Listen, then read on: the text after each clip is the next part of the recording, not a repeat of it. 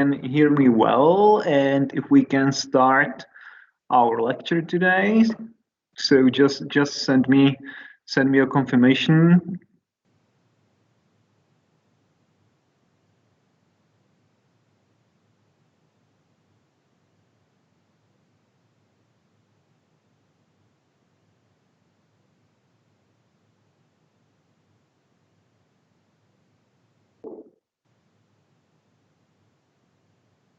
Okay.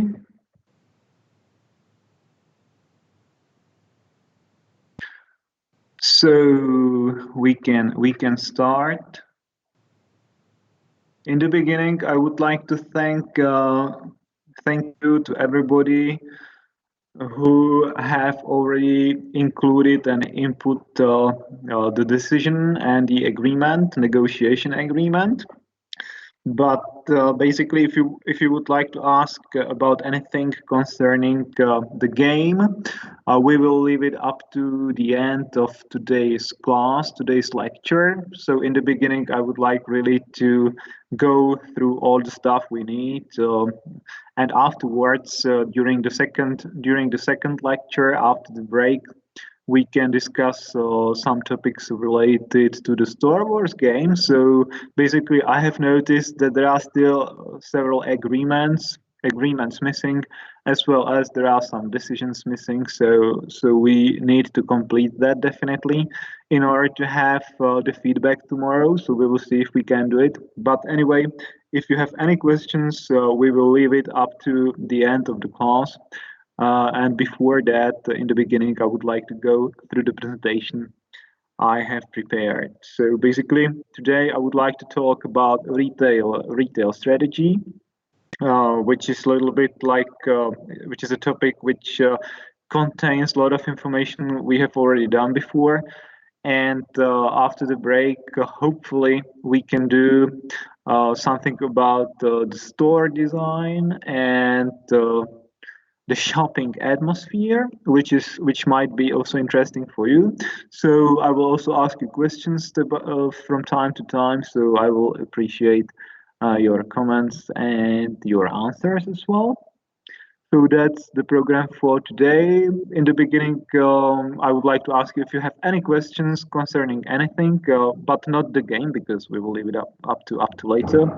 Basically, before we start, I can even tell you that the midterm test, is already planned for the week number 12. So the first week of May, we are going to have the midterm test.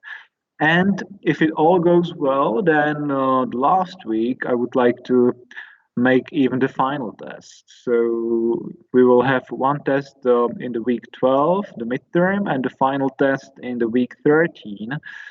But there might be also some options for the final test during the exams period.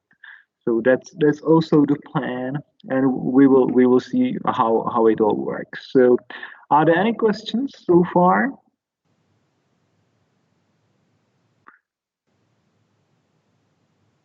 So, if there are any questions, please go ahead. If not, then we can start with the presentation. So the first question I have here is what is strategy actually? Is there anybody who would be able to explain to me this term? What's the meaning of a strategy? What is a strategy in general? How would you explain the term?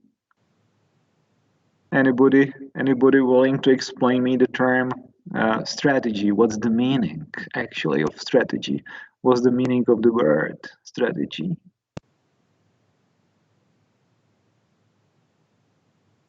Any suggestions about it? Strategy is a long-term plan for. Okay. Could you please repeat if there was speaking? I couldn't hear very well. I think strategy is a long-term plan for. Uh-huh. Yeah, basically, you are partly right, definitely. Is there any other comment? What's the meaning of strategy? Isn't it some kind of a plan to achieve some goal? Sounds good. That sounds good as well. So basically, we can say yes. Strategy is a path. It's a road which we use in order to achieve or accomplish our goals. So that's basically the meaning of the word strategy. And also in retailing, it means that we need a strategy in order to accomplish to achieve our long-term goals. So definitely, it's a way how to achieve our goals, and it's a way basically how to make it. I have several definitions here, which you can see, but basically you can have a look at them. But sorry, I don't want you to basically memorize them because I don't think it's necessary. I think it's good when you just remember that strategy is something for the long term, and it's about how to achieve our long term goals. So that's the meaning. And if we continue, there are like four main features of a strategy. The first one is long term direction. So basically, a strategy should be always a kind of long term because and then the question is what's the meaning of long term. So definitely it should be at least 5 or 10 years. So it's not about 1 year, it should be longer than 1 year. Then strategy should also be about achieving some advantage, some competitive advantage, mainly in retailing, some differentiation. We will talk about it a little bit later. And of course, we need to think about the scope of the activities. And speaking about retailing, we need to decide, for example, what's going to be our assortment, what are going to be our services, what kind of territory are we going to be working, what kind of market segments are we going to focus on. So that's basically the most important we need to decide in making or in establishing our retail strategy. And I will talk about it a little bit later as well, but that's the scope of the activities. And finally, we need to be aware that it needs to fit. I mean, the strategy needs to fit with the environment. It needs to match the environment. And speaking about the environment, we need to be aware, we need to know what kind of tools we should use in order to analyze the environment. Basically, that's what I would like to do now, because I would like to show you several, let's say, tools which we can use for the situation analysis, or let's say for the environmental analysis. Do you have any ideas what kind of tools, what kind of methods we can use for the environment analysis or for the situational analysis? Anybody, do you know anybody what kind of analysis we can use for the environment analysis? Let's have a look. Yeah, I can see an answer saying the best analysis, which is number one. Definitely, I do agree. So pest analysis is one of the options. Then I can see the second answer says SWOT analysis, which is the second option, which I do agree with, definitely. Third answer says SWOT analysis, excellent, good. I'm happy to see it. I do agree. Anything else? Has anybody from you heard about anything else besides pest analysis and SWOT analysis? For example, some kind of analysis which analyzes the competitive environment. Any suggestions? Anybody knows about it? Like the kind of environmental analysis and competition, like the analysis of the so-called competitive forces. Yeah, I can see one answer. Porter's five forces analysis, Porter's model. Excellent. That's what I was looking for. Porter's five forces analysis. Okay, thank you. Thank you for the answers. So it looks like you know it already. You know quite a lot about it, but we will check it anyway. So in my presentation, I have it all. So I have here the PESTEL analysis. Then I have the analysis of competitive forces, which I've mentioned too. And finally, I have here the SWOT analysis.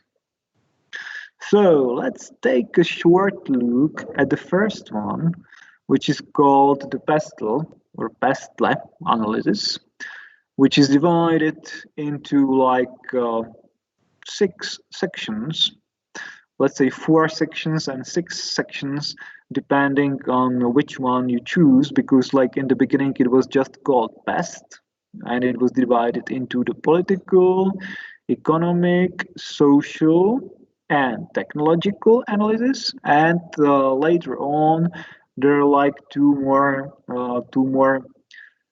features added, which was the environment and the legal part. So now I would like to ask you eventually if you could give me any examples, what kind of features or what kind of information we would be analyzing in each part. So if we concentrate on the political part, on the political part of the analysis. So what kind of information are you looking for in the political area?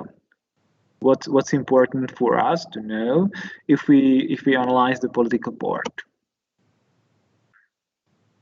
Could you give me any suggestions, examples from the political segment? So I have one answer. The government policy. All right.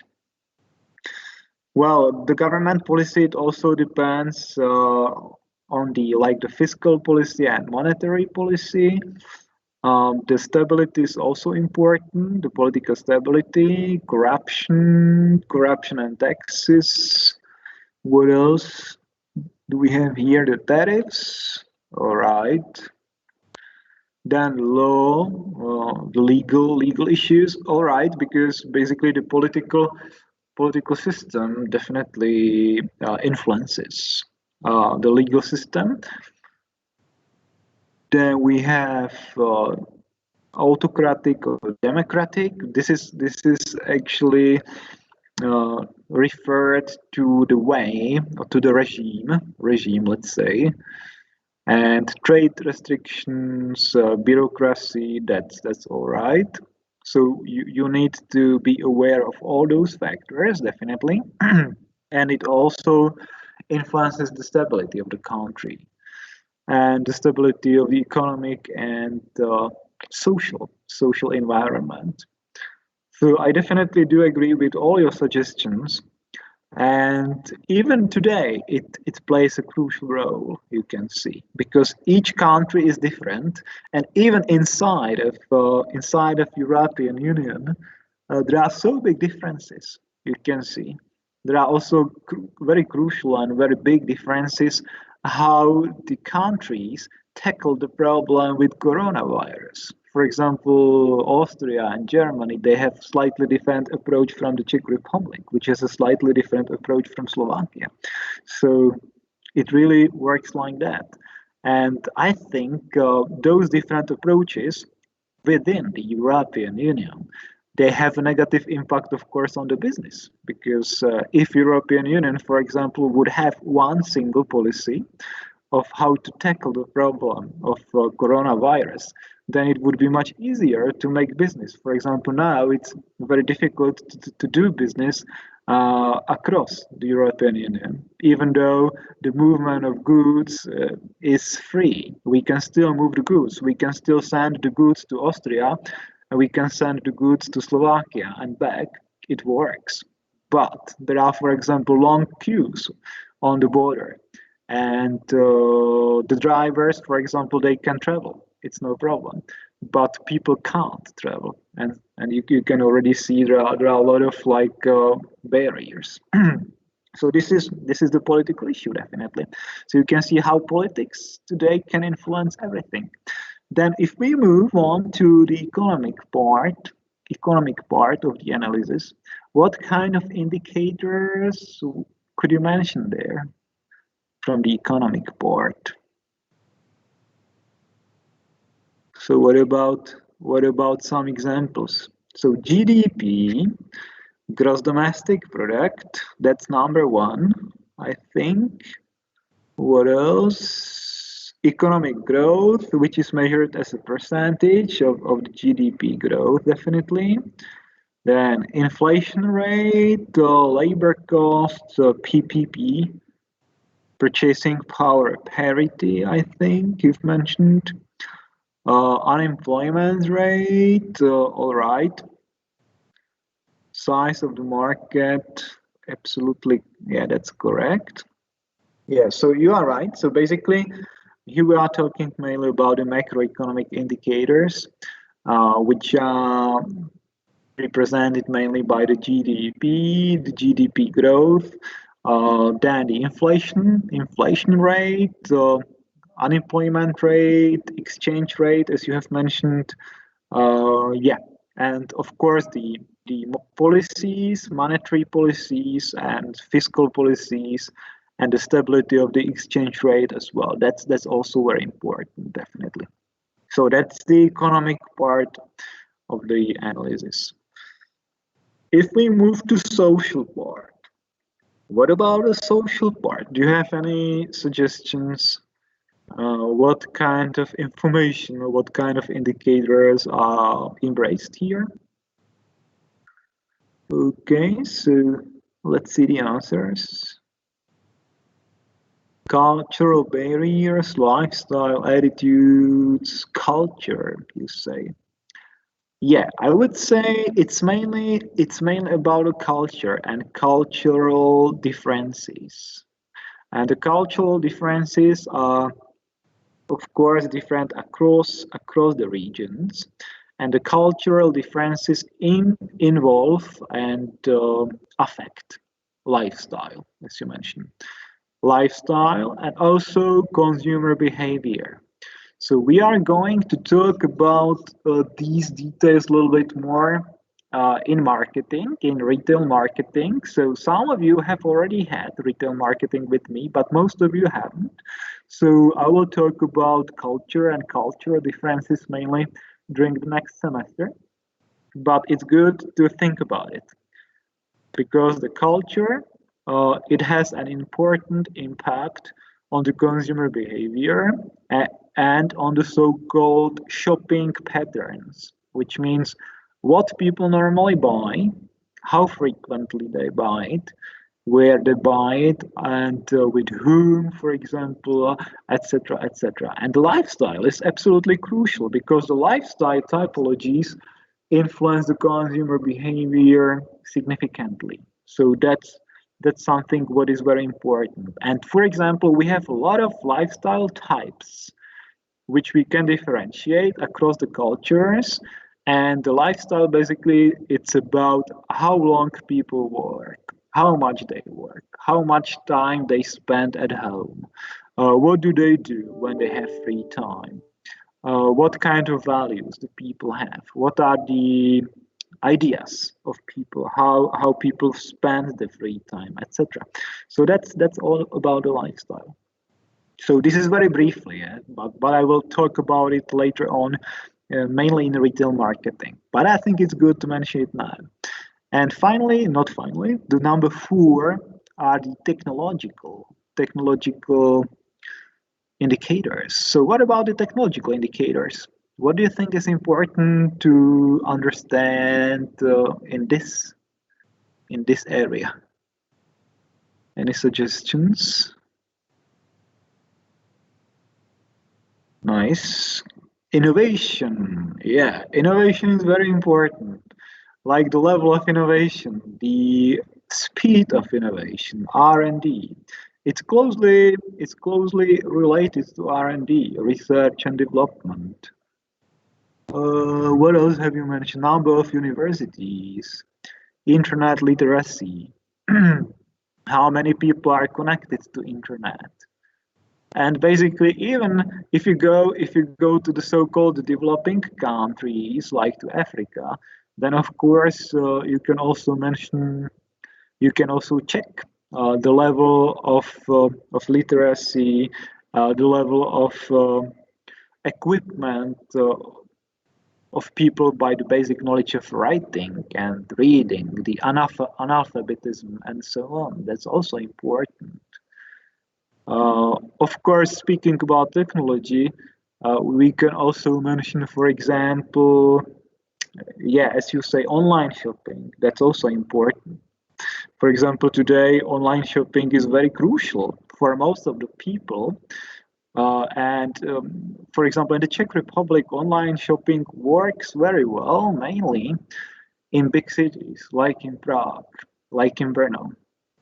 And even though online shopping might work even in small cities, the problem is that the logistics is not working here because they usually those companies like Rohlík and Košík, they don't have developed the logistic in order to serve uh, those uh, those cities which are farther located from Prague and from Brno.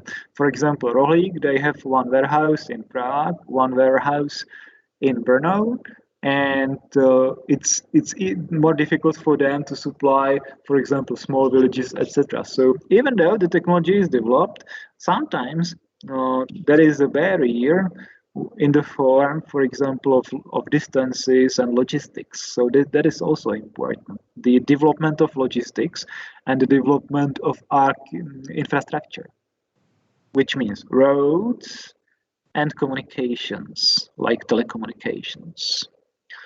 So that was number 4, the technology. Then we have number 5, let's say, which is the environmental area. What about here? What do you think are the most important elements in the environmental area? Climate change, basically. Today we are talking about climate change and about the global warming, which is very important, and the pressures from the NGOs. That's all right. Then pollution permits you mentioned, all right, that's also important. This is important also for the car producers, for example, but not only. So this is quite an important problem. I have one more comment here, CSR of the companies, which is corporate social responsibility, which is absolutely a kind of phenomenon which has been here for the last 20 years about. When I started my kind of academic career, it was a big fashion to speak about CSR and to write articles about CSR. So I was also involved, and I did write quite a lot of articles on CSR, and it's quite an issue today. So basically, corporate social responsibility, it's a kind of phenomenon which basically affects the most important and most companies in the world. And it's like divided into 3 areas, into the environmental area, into the economic area, and into the social area. So you can see the environment is very important there. And it's mainly related to those big companies like oil producing companies, car producing companies, which are basically harmful for the environment. And those companies, they need to have some measures how to protect and how to improve the situation in the environment.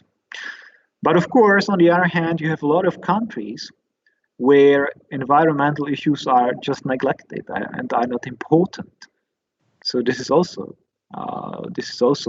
the issue. What do you think? Are there any countries in the world where the environmental issues are not so important? Or maybe based on your experience, because you are all coming from different countries. So do you think some of these countries are not important, like environmental issues are not important? I have one answer here saying China. I'm not sure. Maybe our Chinese friends can comment on it. Bangladesh, interesting. Because in Bangladesh, I know there are a lot of factories producing clothes and using child labor. Even India, another example. Yeah, so that's our feeling. That's the image basically. So maybe it's not true, but partly for sure. But I think, in my opinion, and I would say that even Africa, some of the African countries have more problems even. So that can be the issue definitely. So basically, it works like the Timor and Afghanistan. Yeah, maybe. Yeah, I haven't been there, but I know you are from Afghanistan, right? So, but I think it must be a beautiful country.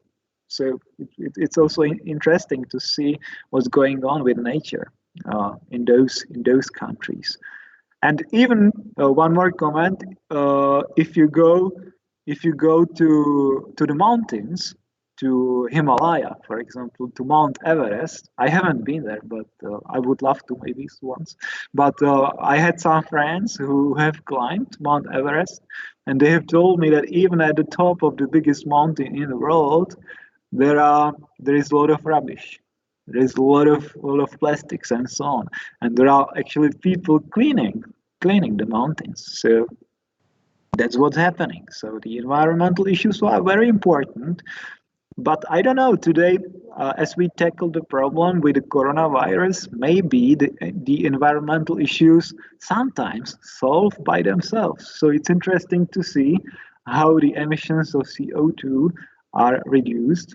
And you can see, as the airplanes are not flying today too much, the sky is much clearer. So that's also the comment. And finally, we have the legal part of the analysis.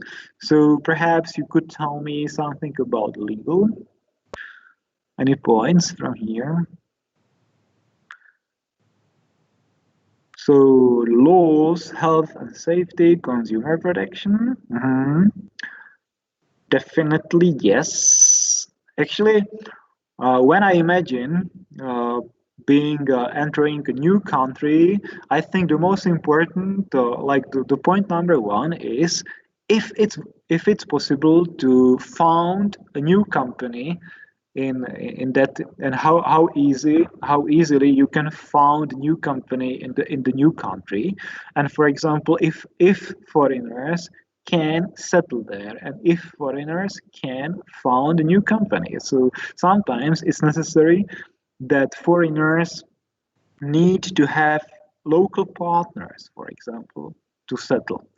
And otherwise it's impossible. Otherwise they are not allowed to found a new company. So that's how it works sometimes. And besides that, of course, you need to understand the law which control the behavior of corporations, then the law related to taxes, the law related to consumer protection, laws related to ownerships, as you mentioned. So definitely there are a lot of information we need to understand. And for me, I would always be interested if I can settle in the new country, and if I need to have a partner from the local, with the local citizenship, and what are the conditions for settling the new company. For example, now I'm in the process of establishing a new company in Poland because we would like to export some wines to Poland. even though today is very difficult with the coronavirus, but still I have been working on it. And finally, I have found out that I can establish my own company in Poland, and I don't need anybody from the local market. So I can, as a foreigner, I can establish a new company in Poland. The same here in the Czech Republic. It's basically free, so you can decide to have a new company here, and you can be foreigner. So that's also important.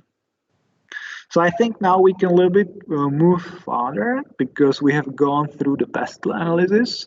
On the next slide, you can see basically the same. You can see the description of the most important elements. I mean the four elements which we have already gone through. So we don't need to stop here. And now I would like to show you the Porter's analysis of competitive forces. So this is basically the analysis which can show us how competitive the market is. If the competition is like, if there is a big competition or if not, and if it really makes sense to move into the market and if it makes sense to settle there, or if the market is already saturated and occupied by too many companies, and if it doesn't make sense to go there, because basically it's divided into the so-called 5 forces.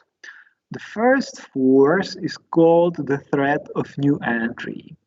This means, or basically this analysis, if there is any danger or how easily it is for the outside companies to enter the market, how easily it's possible to enter the market, if there are any barriers, if it's financially costly, for example, if there is any protection, etc. So that's point number 1.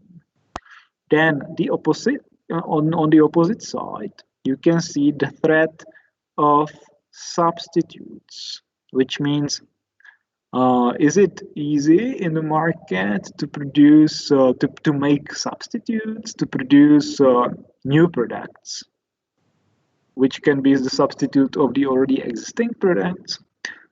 Then on the left side, you can see the supplier power, which means, are we in the market dependent? Are we dependent on the suppliers? How strong are the suppliers? Is there only one supplier, or are there more suppliers? If there is only one or few suppliers, then the suppliers have power. But when there are many suppliers, like hundreds, thousands, then they don't have power. We can choose.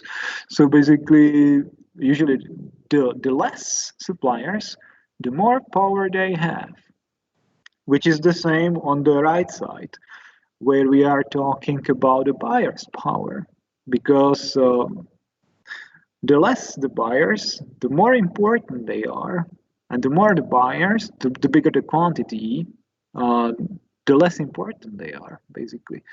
So these are the factors which really influence the competitive nature of the market. And here we are also talking about the price sensitivity of the buyers, how easily they can switch from one brand to another brand, how they can, for example, negotiate, etc. And in the middle, we have the competitive rivalry, which is about how many companies there are acting in the market and how concentrated the market is.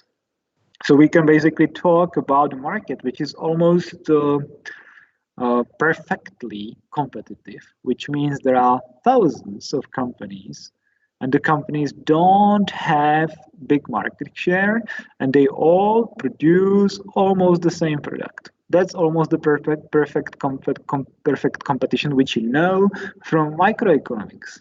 This you should know from microeconomics. And the opposite of this is the monopoly. So you have one company only, which controls the whole market. So something in between would be the oligopoly, for example. Few companies controlling the whole market. So based on that information, you should be able to maybe comment on the Czech retail market. So what do you think? What do you think about the Czech retail market? Is it competitive or it's not competitive? What about the threat of new entries? What about the threat of substitution? What about the supplier power? What about the buyer's power? What do you think about the Czech retail market? Is it competitive or it's not so competitive? Give me some comments. Think about it.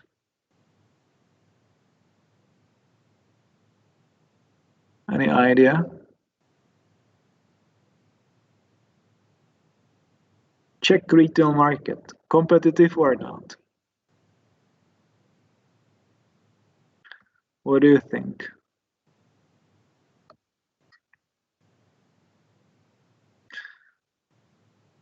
So some of you would say it's competitive. Any other comments?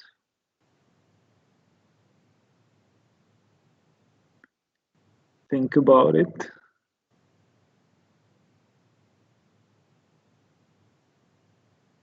Okay, let's see the answers.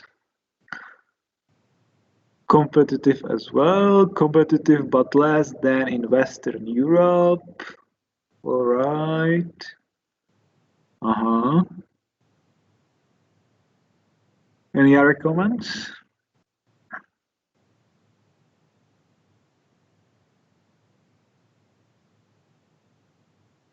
Yeah, basically, in the beginning of my classes, I was talking about concentration. And I was explaining too that the retail market concentration is calculated as the percentages of sales which is taken by the most important, by the biggest companies. In the Czech Republic, we know that the top 10 companies, the top 10 retailers, they hold about 60 to 70% of the retail sales of fast-moving consumer goods, FMCG. So basically, we can say the Czech market is quite concentrated, but still it can be much more concentrated. Because on the other hand, in the Scandinavian countries, like in Sweden, Norway, Finland, etc., there are just few companies, even like 2 or 3 companies, having like 90% of the market share, which is substantially more than in the Czech Republic. So still in the Czech Republic, there is space for the extension of the concentration. But still, it's very far from monopoly. It's very far from oligopoly. So it's somewhere in the middle. It can be maybe in the form of the monopolistic competition, which you know from microeconomics. Speaking about the threat of new entries, do you think is it easy to establish a new retail company in the Czech Republic? Or are there any barriers to establish? Do you think it would make sense to establish a new retail company in the Czech Republic? Are there any barriers or not? What do you think?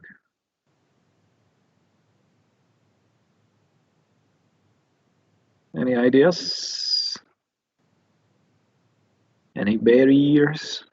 Or there are not any barriers? What do you think? Can you still establish? Okay, so you can see, for example, for the online retailers, it's not that difficult, and you are right. But basically, officially, and by law, and by basically by the institutional framework, there are not many barriers. But basically, if you want, you can establish a new retail chain in the Czech Republic. But basically, the problem is that the market is quite saturated, so it doesn't make any sense. So you need to look for special market segments. You need to go online, for example. So basically, it doesn't make sense economically to enter the Czech retail market. But still, if you find a niche, a small segment, for example, a special segment, if you want to go online, if you have a new product, if you have a new concept, you can. So basically, officially, there are not any barriers, but it's not so easy because economically it doesn't make any sense. Speaking about substitutes, of course, there are many substitutes. Still, there are a lot of, the competition is quite big. So this is not the issue. But if you look at, for example, the supplier power, do you think that suppliers have a strong power in the Czech retail market, or they are not so strong? What's your feeling about it, the suppliers' power?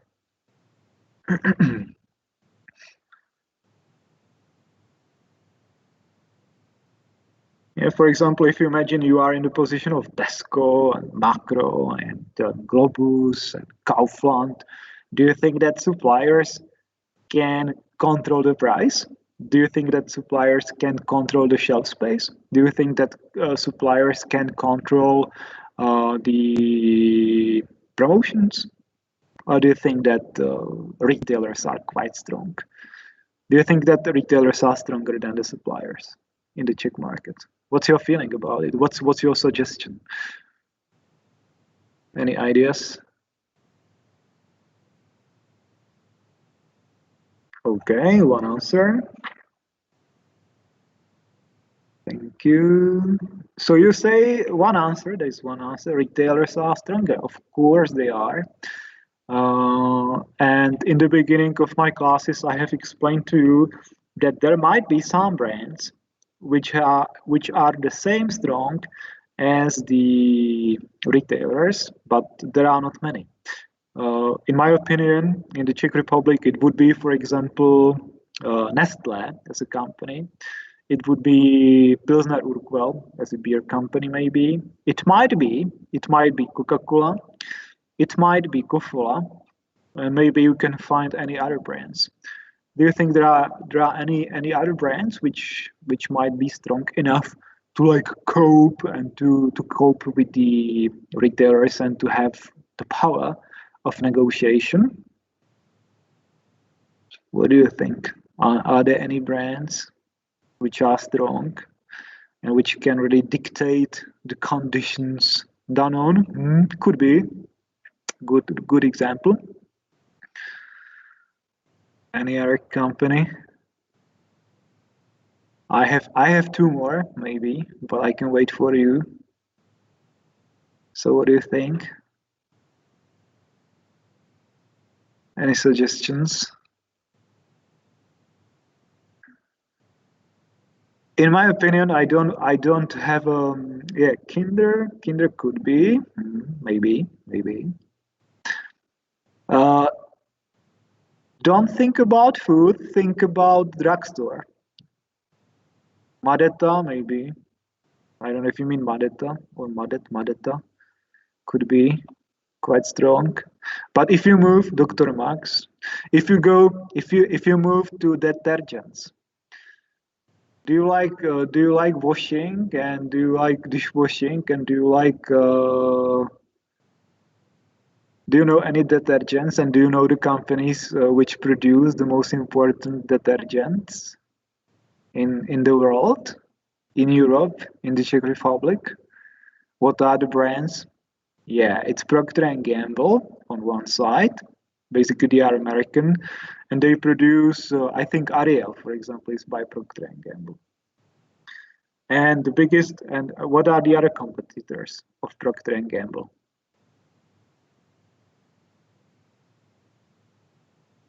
L'Oreal could be also a good example, I do agree.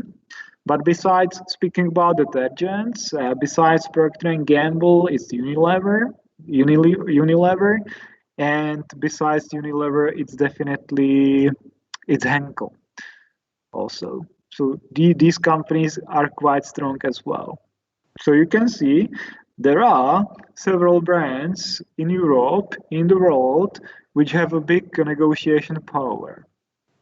And if you move to the right, and when we are talking about the buyer's power, here we are talking about the power of consumers in the retailing.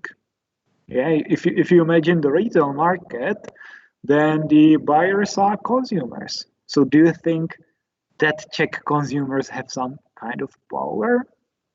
Do we have the power to influence retailers? What do you think about the power of Czech consumer?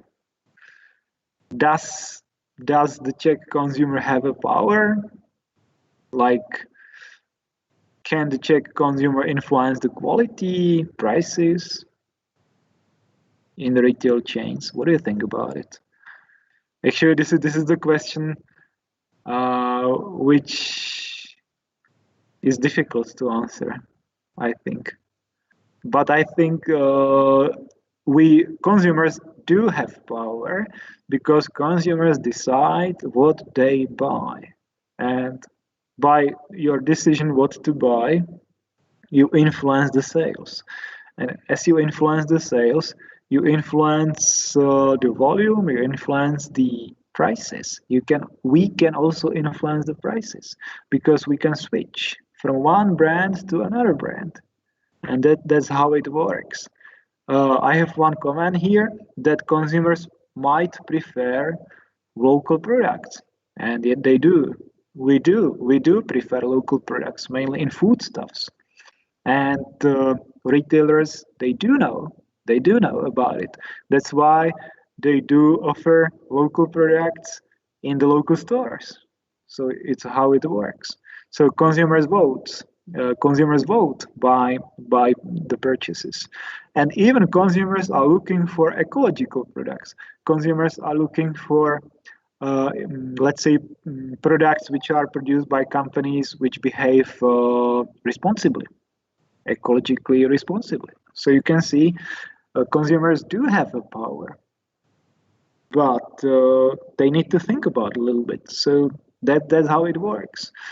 So in order to summarize, to sum up, I can say the Czech retail market is definitely very competitive, but it can be even more. And it can be even less. So that's the question.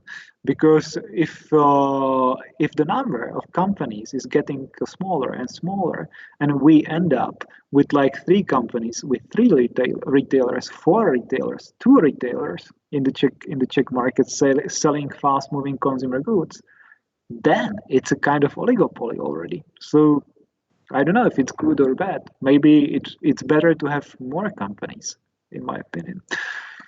Yeah, and maybe last point. For example, I have experience of selling wine to retail companies, most of the retail companies in the Czech Republic.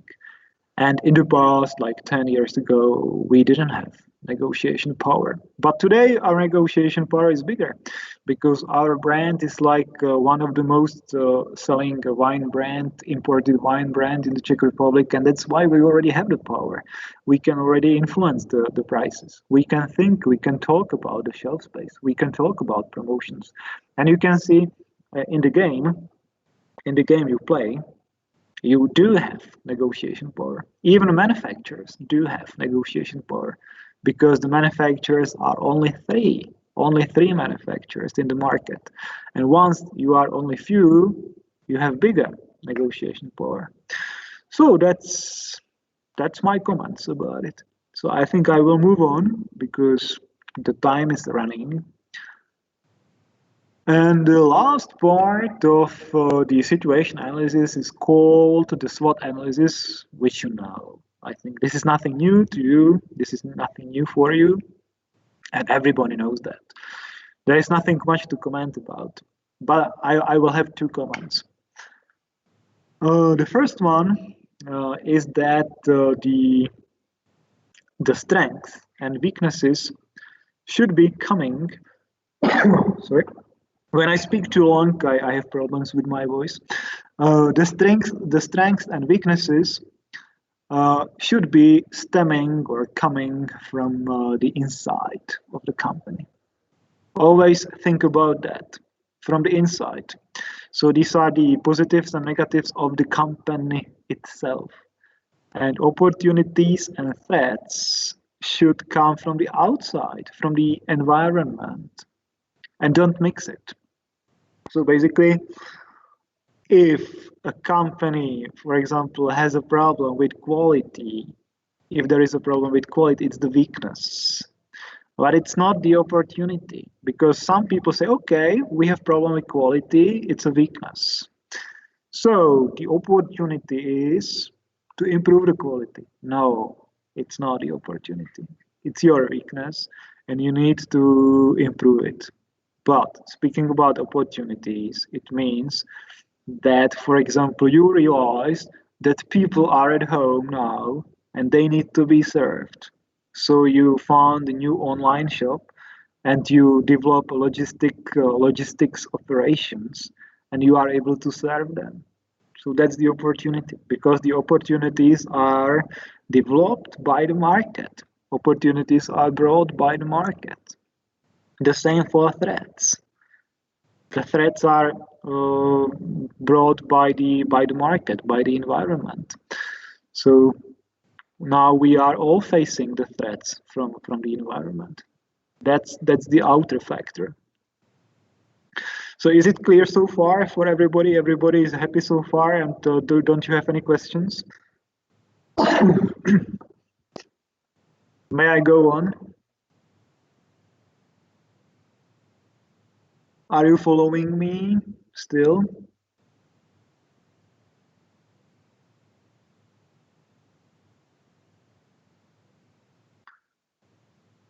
Okay, nice to see the answers. Actually, last Friday, I had the experience from the other side, because a colleague of mine was giving some seminar on how to use the Teams and so on and so on. It was on Friday at 10 o'clock, so I was also connected. And it's funny because you'll never know who is watching you and who is listening to. Of course, I can see your names. But if you go to the toilet and if you take a drink, I don't see it. So you can do whatever you want. But it's good to see that somebody is following me. So I will move on. And now I will talk about vision and mission of a company. So maybe could you tell me what's the meaning of a vision and what's the meaning of a mission of a company, and what are the differences between the vision and mission?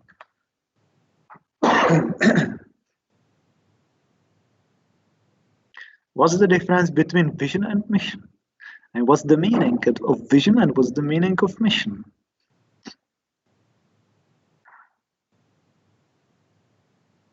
Any idea what's the difference and what's the meaning? You can give me some explanations, some suggestions. You should know it from management. You should know it from the basics of management. I can see one answer.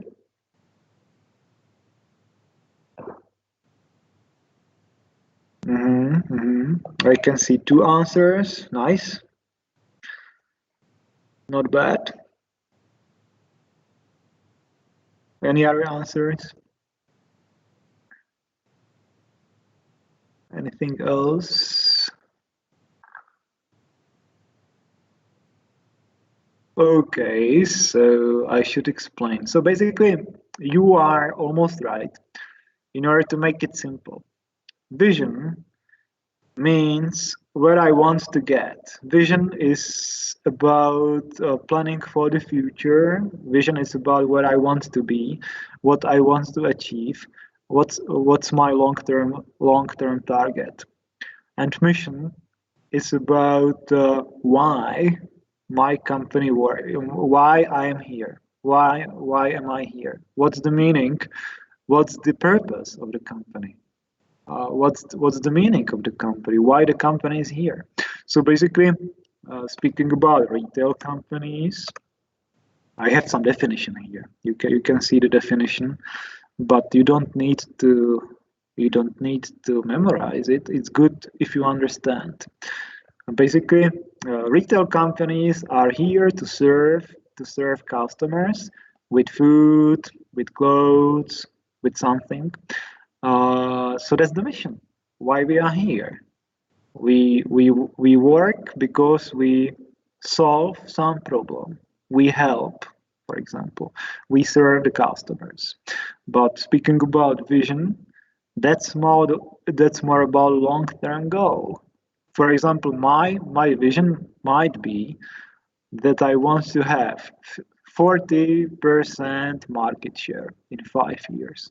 I want to be present in every city which is bigger than 5,000 or 10,000 inhabitants, for example. That might be my vision. I want to be the market leader for this segment of, let's say, people having monthly income over, let's say, 5,000 euros, let's say, etc. So that would be my vision. It's the same. You can have a vision for anything. For example, I think the vision or the mission of the Faculty of International Relations is to be international, to serve also to international students. And the vision is to have, let's say, I don't know, 40-50% of international students in 5 years, maybe. So that's the vision. That's the long-term perspective. So I have some explanatory questions here. Actually, the first question is, where are we? How did we get here? Then where are we going? And how should we get there? So it's very simple, and the difference is, I think, clear. Mission, why do we exist? Vision, where do we want to get in 5-10 years? That's the difference. And I can show you one example of Tesco. This is the example of Tesco from 2015. So it's not like from today, but I think it still works. So for example, Tesco, they say no one tries harder for customers. They work as a team. They trust and respect each other, etc., etc. You can read it. And this is also interesting. I mean, the second statement here, because they say we use our scale for good. We create new opportunities for young people around the world. We help customers to live healthier lives, and they want to tackle the global obesity crisis. They want to reduce the food waste globally. So you can see this statement and this mission is related already to what? How this is called? We have just done it. It's related to the environment, and I mean the whole strategy is linked to the term which you have mentioned. And what's the meaning of it? Somebody knows? This is the example of what? Any idea?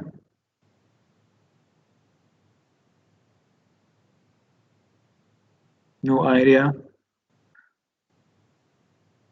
Because I told you that today, yes, today the trend is to be responsible, and this is the example of corporate social responsibility. So this is the example of corporate social responsibility, because they say they are going to solve the problems of, let's say, food waste. So that's a social problem, ecological problem. They are going to solve the problem with global obesity. That's a social problem as well. They are going to help young people, another social problem, let's say. So you can see corporate social responsibility is already the part of the mission of the most important retail companies. And if you look at Globus, Tesco, Kaufland, Lidl, they do have it. They do have it. Everybody, every company, every retail company has a kind of corporate social responsibility strategy, and it's a part of the mission of the company. If we have some time left, I mean, during the semester, you can think about it. You can have a look at it, and maybe we can think about some task like that. But I will see if I have some time left. I have another example of a mission, of a kind of mission, like you, which says, like you, we love the feeling when all the pieces come together. This is the mission of one company,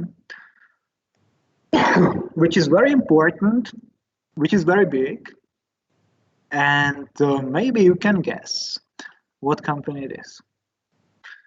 You put all the pieces together and finally you get something, and it's a company which produces something, and it's called, do you know the name of this company? It's a retail company. Of course, it's a non-food company. It doesn't, well, it does sell some food, but not much. Do you know what retail company this is? Yes, I can see one answer.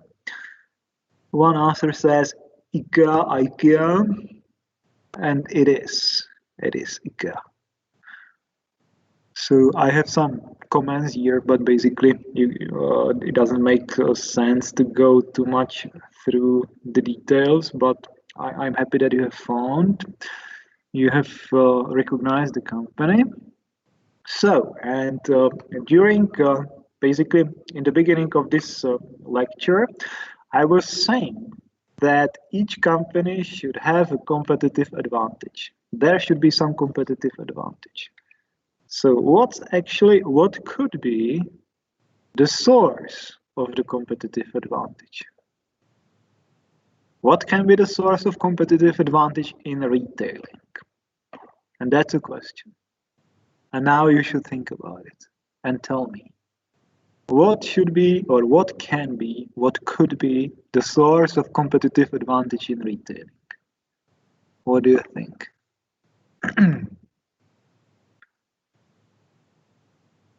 Any ideas? Bring me some ideas. What should be the source of competitive advantage? Think about it. Your costs. Okay. So, and if you have low costs, then the low costs should translate into low prices, I believe. So low prices. What else? Brand. I'm happy that you've mentioned brand because I love brands. I like brands. During all my academic and practical life, I deal with brands because I think building brands is crucial in everywhere. Because when you build a good brand, then you have loyal customers, etc., and it works. And the brand is always located to marketing. And marketing is connected with communication. So you can see it's all interconnected, definitely. But of course, even when you want to build a good brand, you need to propose some competitive advantage. Every brand must have a competitive advantage. So where to find it? So basically, the first option, according to Porter, yeah, thank you for the answers. The first option, according to Michael Porter, the same guy who developed the analysis of 5 forces, is the overall cost leadership, which you have mentioned, which means that you are cheap. So you are cheap. What's the problem here? Inflation, competitors, and also the problem is that if you are the second cheapest, it doesn't work, obviously. So, is there any retail company in the Czech Republic which you think can be regarded as the cost leader or the price leader, which is cheap? Is there any cheap retail company in the Czech Republic? What do you think? based on your experience, of course. You are consumers. Petco or Pepco? That's the clothes company, I guess, isn't it? Any other? Kika? I think so. Could be. Any other company like that?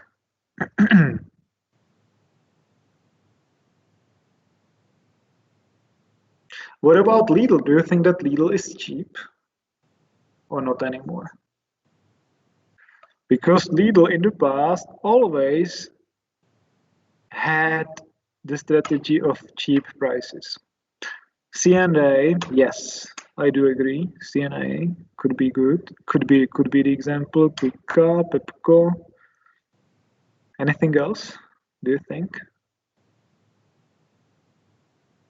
Penny Market, that's a discounter. So, every discounter should be cheap. And the strategy of every discounter should be low costs. Of course, I do agree. Penny Market, Lidl, and maybe Kaufland. But always, the problem is that, which I have already explained to you. You as consumers are never able to check all the prices, and when you are not able to check always the prices, you rely on the information from the communication of the company. So if the company is saying we are the cheapest, we are cheap, we are going to bring you the cheap products, then you have a tendency finally to believe them because you don't have the capacity to check the prices. And that's the matter. That's the matter with Kaufland, for example. They say they are cheap, but finally they are not the cheapest in the market. That can be the issue. So yes, it's a good strategy, but you need to persuade consumers that you are really cheap. And you can do it by communication sometimes. Sometimes it helps to have like the most important products, which are cheap, and the rest of the products can be more expensive, and still it works. The second option is differentiation. What's the meaning of differentiation? It means that you offer something different. You have a special service. You have different products. You can offer special occasions. You can offer some special services like online logistics and online selling and special logistics. Business secrets, yeah. So that's basically what works sometimes, the differentiation. Do you think there is any company, any retail company in the Czech Republic which is really different? Which is different from the rest of the market? Any idea?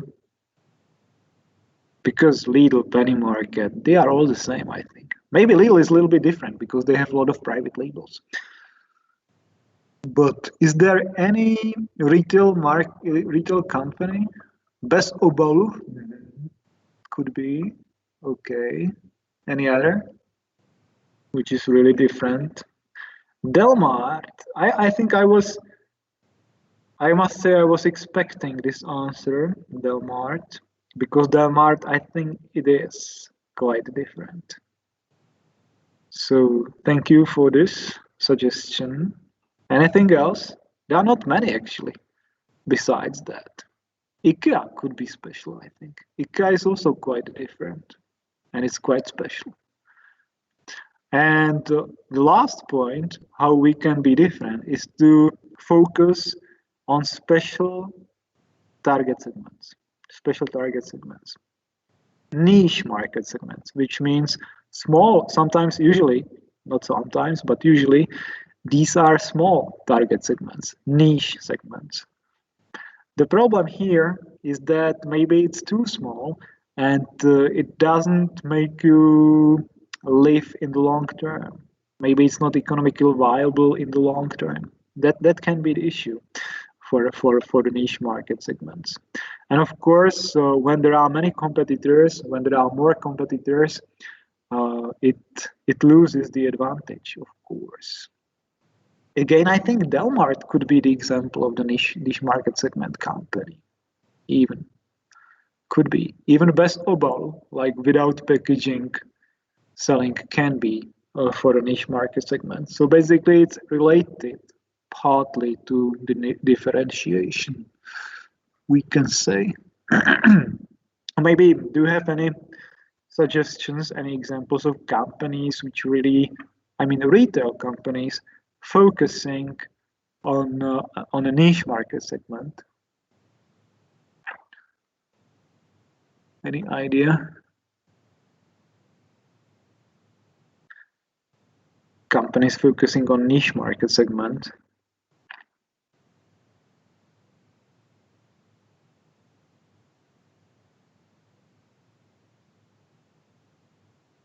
No, no.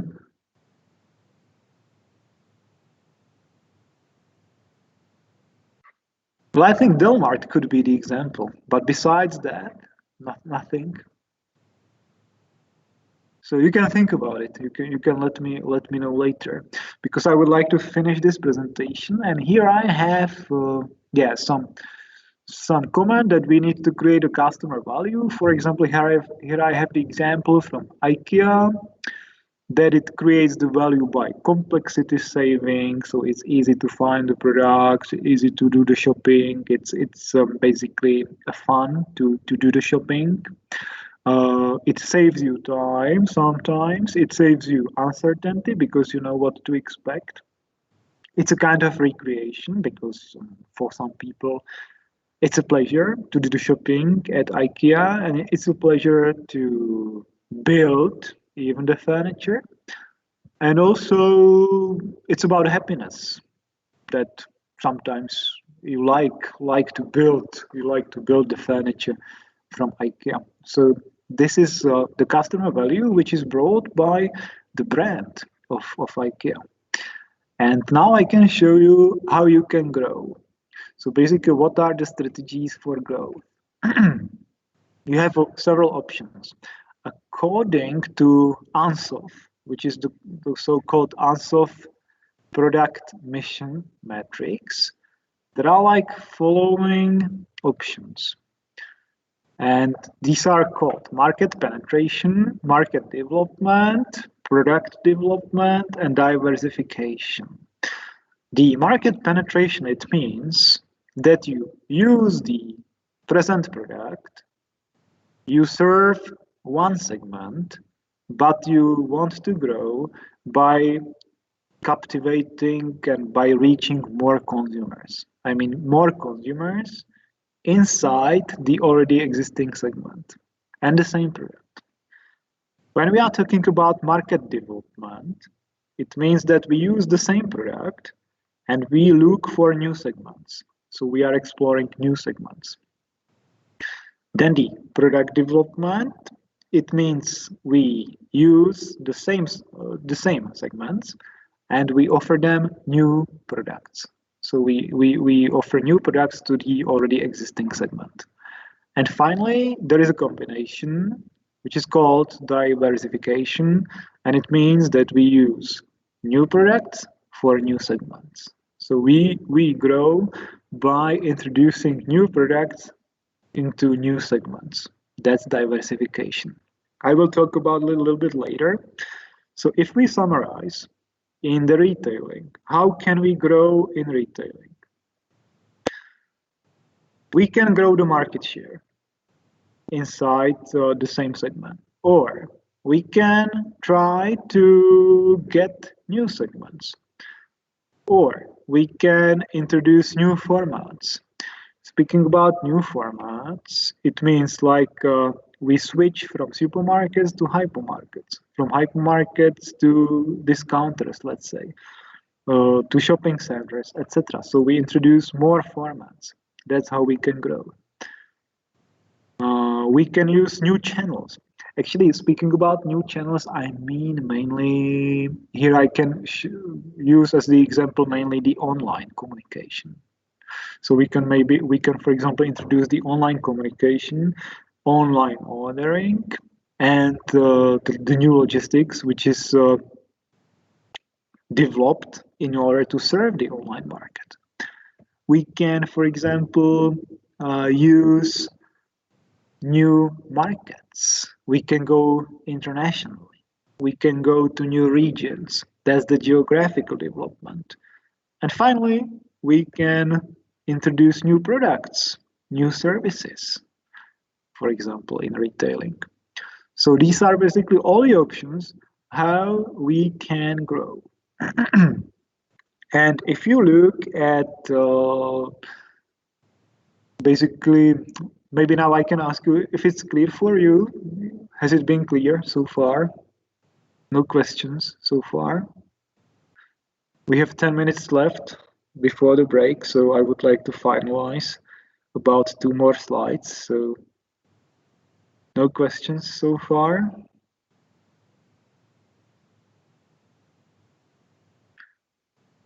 If not, then I will continue. And basically today, if you look at the retail market in the whole world, there are like 2 most important strategies. The first one is called diversification, and the second one, the other one, is called specialization. So basically, every company, every big international company, retail company in the world has one of these 2 strategies, in my opinion. And either it's based on diversification or it's based on specialization. When we are talking about specialization, it means that the company specializes on a special segment, target market, or it specializes on a special category, like furniture, for example, like electronics, like food. And it has deep choice inside the category. So it specializes on one category and or one market segment. And now I would like to ask you to give me some examples of companies, retail companies, which specialize on something. Give me please some examples of companies which use the strategy of specialization.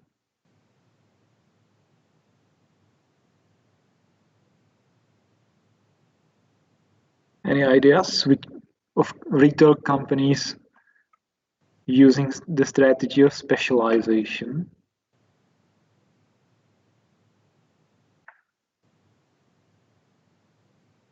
Give me some examples, please. 1, 2 at least.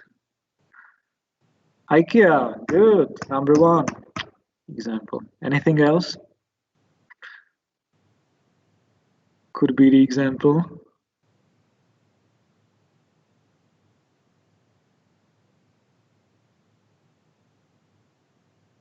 From the Czech market or from any other? Anything? Pepsi, okay, but speaking about Pepsi company, Pepsi, it's a company which it's a producer's company. It's more producers than retail company.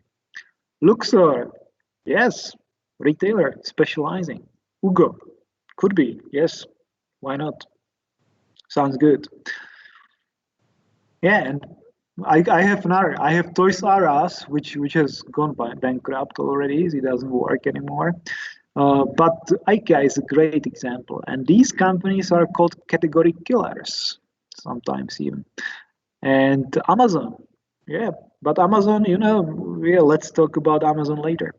Basically, those category killers are those companies specializing on one assortment, one category, like IKEA, like Luxor, like Electroworld, like Datart, maybe like CNA, like H&M, like many others. Luxor, we have already mentioned, Sephora, Hamleys. Perfect. So these all are specialized, and they have big selection, branded goods, big warehouses, big stores in the urban areas, suburban areas. So they work very well. And on the other hand, there are companies like Amazon, even, which is specialized, but Amazon is changing a little bit its approach, and Amazon is changing into the diversification because today you can even buy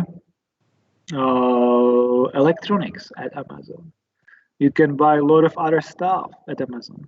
So basically, some companies are changing from specialization into diversification. And diversification, basically, it's about serving a lot of segments and about selling a lot of categories, many product categories, not only one type of product, but more categories. Why? Because they are looking for opportunities, because they want to spread the risk, because they sometimes it counters the cyclical effects.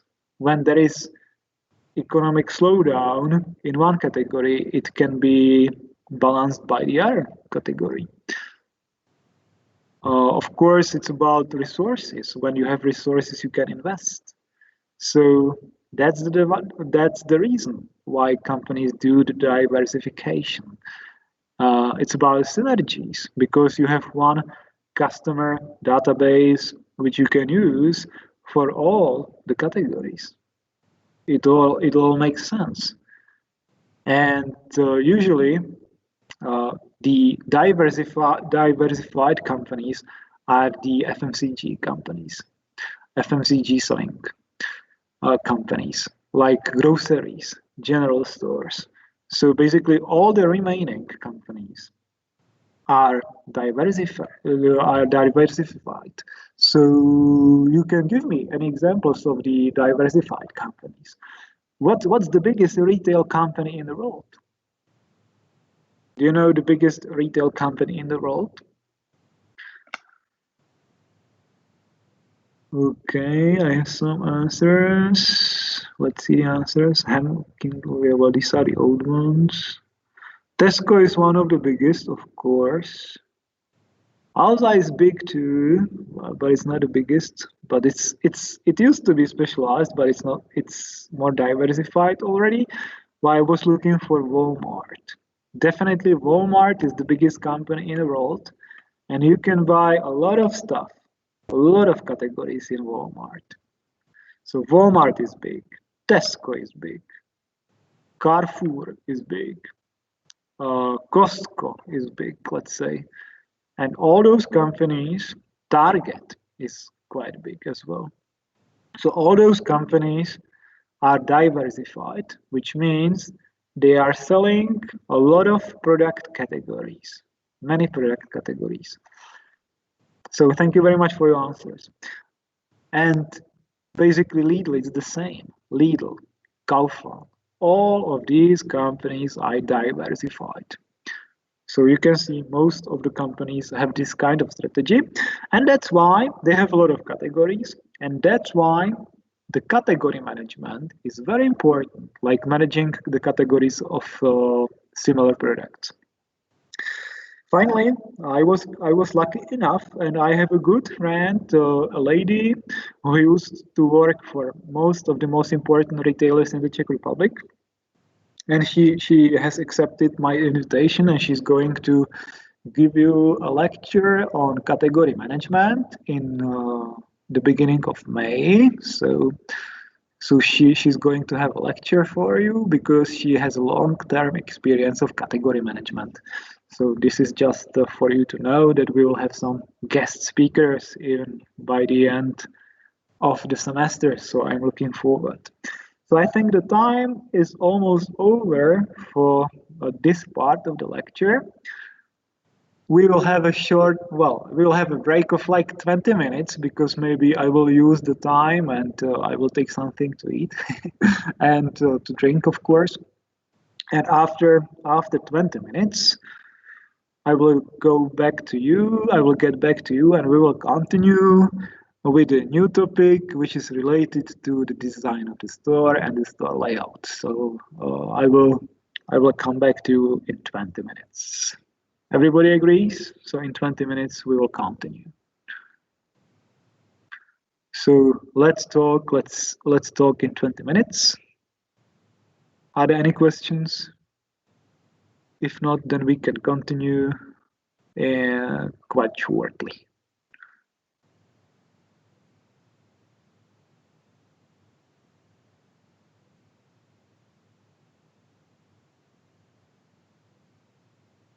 So no questions so far. Good.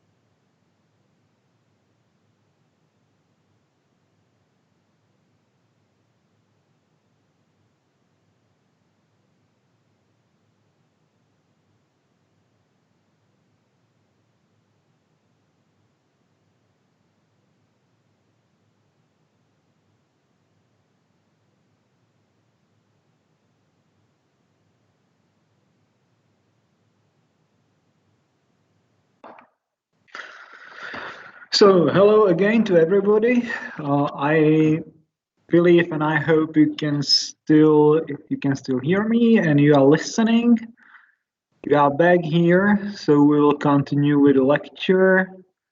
In the beginning, I would like to ask you again for your confirmation if you can hear me well and if you can see my presentation, which is called Store Design and Store Layout.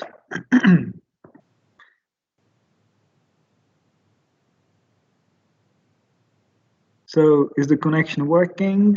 Okay, I can see some answers, only one so far. I don't see the presentation actually. I don't know why. Strange. Yeah, the presentation should be normally on the screen, so I believe it should be. But what about the rest? Everybody else can see the presentation, yes? Mm-hmm. It's quite a big presentation. The problem here with this presentation is that it has the official layout of the Faculty of International Relations, which is quite big and too big. So maybe for the next time I will change it a little bit. I see it now. Yeah. Thank you. Good. So perfect. Nice to hear you.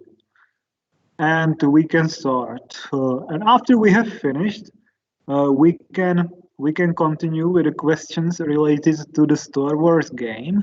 So you can wait with your questions after my presentation. I think I can do it faster. I can do the presentation faster than in 90 minutes. So we will have some time left. So speaking about the store design and layout, sometimes this is called even space management because it manages the space and it creates the space, it creates the shopping environment, I can say. And it cooperates also with some architects and designers, and it actually creates the store design.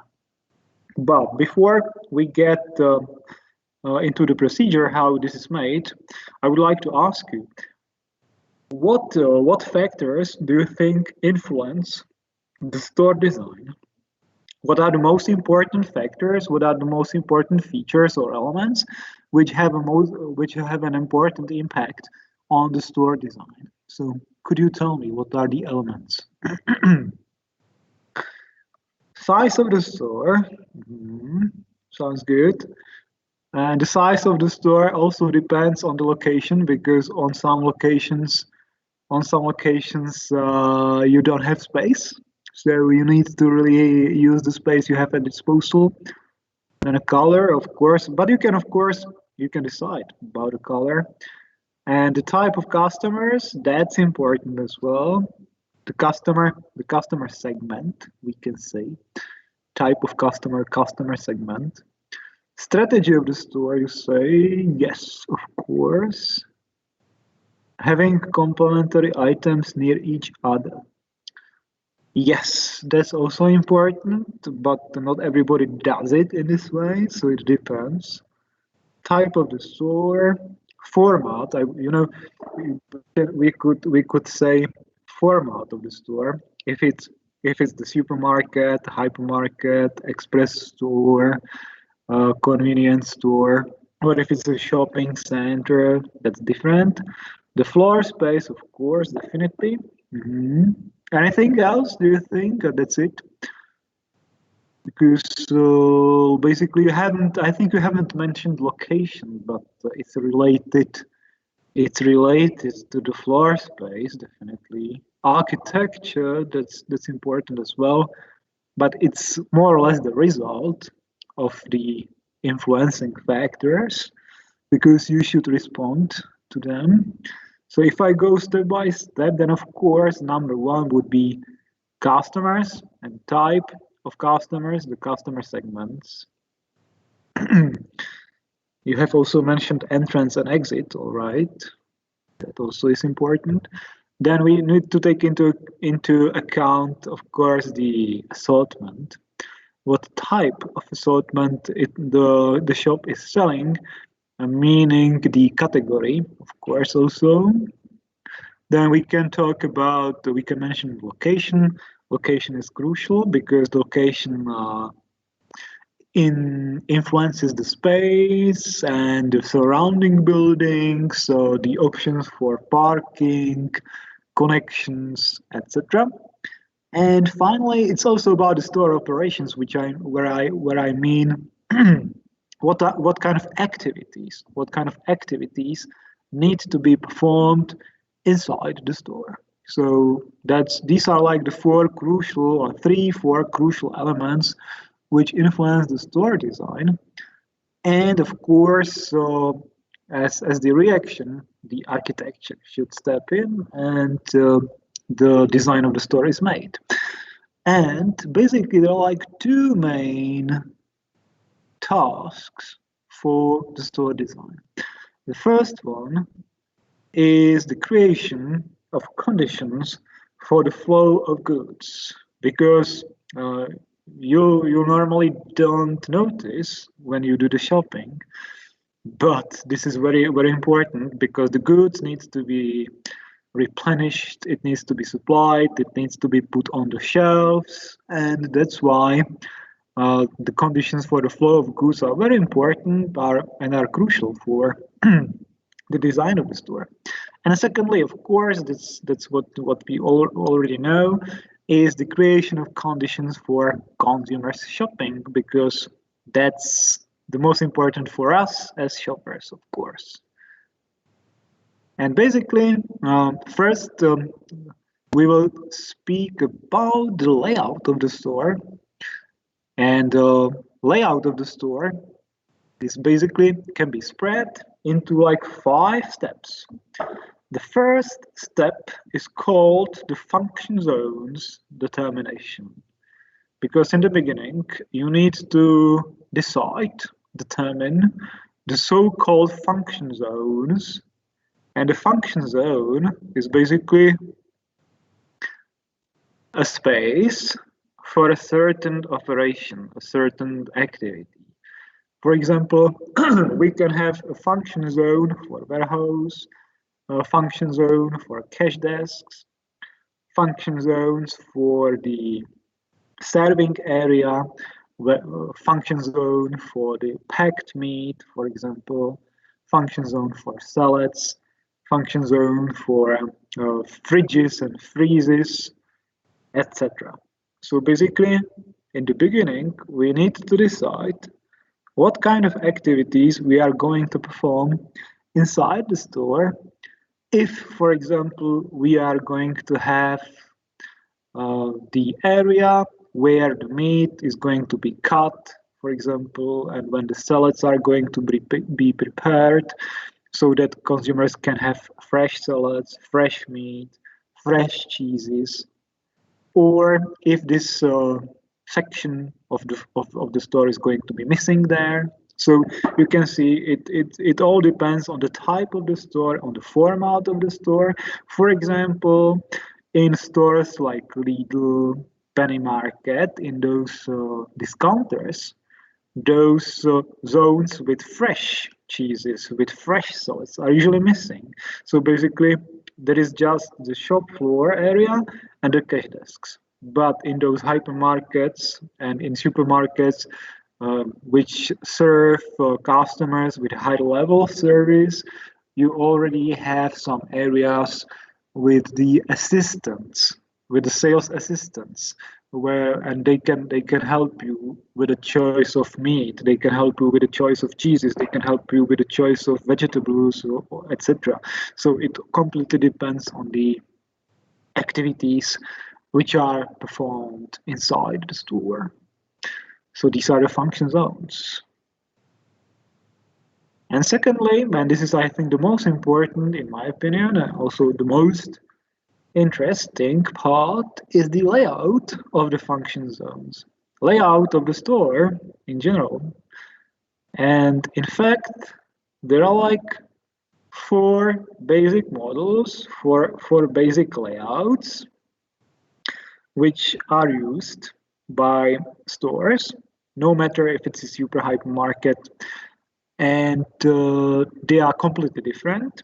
And each of them has several advantages and disadvantages.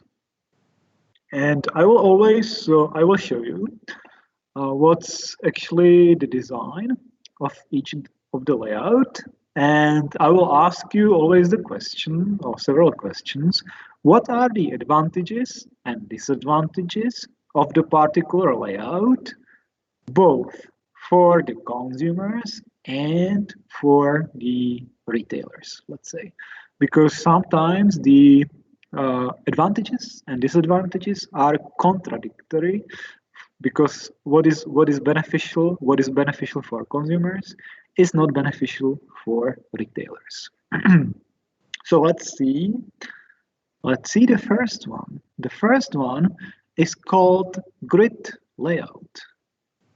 Grid layout, it means it looks like a grid because it looks like this.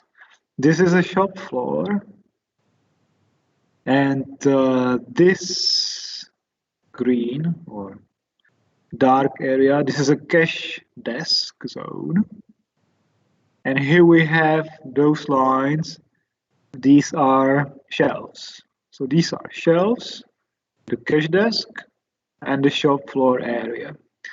And it means that you enter the shop, usually on the right side, let's say on the front, and you pass through the cash desk area, you pick your shopping cart, you enter the shop floor, and then you move inside between the shelves. And it's all logically laid out, and all the shelves are usually straight. And when you want to go out from the store, you again need to pass through the cash desk area so that you are kind of controlled. Your behavior is controlled. So that's basically the first type of layout. And the first question is, what kind of stores do use this type of grid layout? You can tell me, what's the typical store? What's the typical format of stores which uses this type of grid layout? Could you tell me any examples of stores using this type of grid layout? Grocery stores. Okay, another answers. Let's see. Grocery stores, supermarkets, corner stores. Yeah, I definitely would agree with grocery stores in general. Supermarkets, always supermarkets have this type of grid layout. Even hypermarkets usually have this type of grid layout. Speaking about corner stores, it depends. Some of the corners, most of the corner stores do have it, but some of the corner stores, I mean small stores, convenience stores, have a slightly different layout, which you will see as well. But we can agree that this is the most typical and most widespread layout of store used in the world, and it's most typical for grocery, supermarkets, hypermarkets, discounters as well. And now I would like to see what do you think? What are the advantages and disadvantages for shoppers? What are the advantages and disadvantages for shoppers in this case?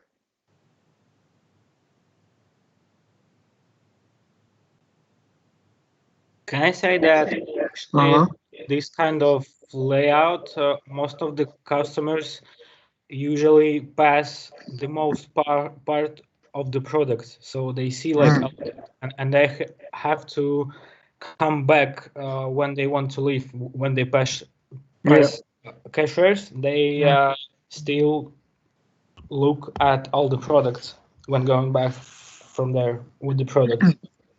Yeah, you are right. You are partly right.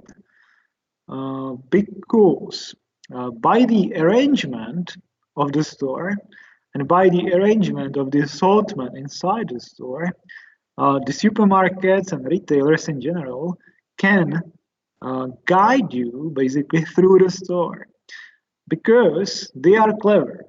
They know that mostly you buy something to eat like bread, bakery, milk, yogurts, maybe something to drink like water, beer, etc. So they put the most important products usually into the end of the store frequently. So you need to go through the whole store. And when you go through, you notice a lot of products and you buy them unexpectedly, or we can say by impulse, like impulsively. That's what they are looking for. So basically, if they organize the assortment inside the store in a way they want, and they can make you buy even those products you don't want or you don't need. So that can happen. So that's good for retailers. Maybe it's not so good for shoppers, but still it works like that. If we take another example, which is slightly different, and which is IKEA, this is different because in IKEA they guide you completely through the whole store, and you need to go through the whole store and you need to basically see the whole assortment they have, even though there are shortcuts. And you can avoid some of the assortment, normally you need to pass through the whole store. Not so in this grid layout, because in this grid layout, when you know where the most important products are located, you can go directly and pick up them. But still, you will pass a lot of products which you are going to buy unintentionally or impulsively. And that's what they want. It's easy to manage. You say sometimes it can look confusing because mostly in the stores which you don't know, which you don't have experience before. So you need to learn. You need to learn the stores. And once you have learned the stores, the shopping goes fast. But retailers know about it. They know that you can learn the store. And they distort basically this situation by changing the layout. So they do the changes like every 6 months, every 1 year. It depends. So sometimes they do change the layout of the store because they want to distort the image of the store you already have in your head, and they want you to learn it again. And once you have been learning the store, you still buy impulsively, and that's what the retailers are looking for. So these are the advantages for retailers, of course. And are there any other advantages or disadvantages? Anything else you think would be important to mention?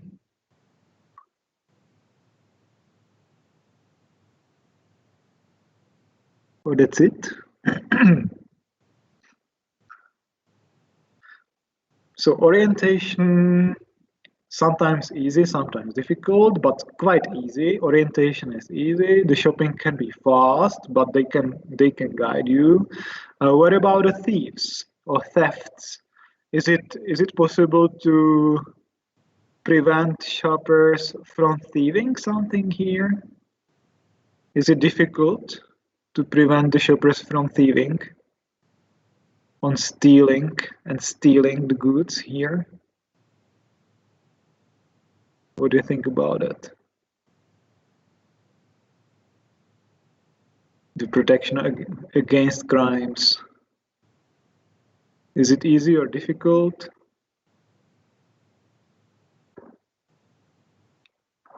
Any idea? So they actually have the cameras on securities, and also they put some chips or what to say, like marks on the products, and when you leave with the frames that will like sound.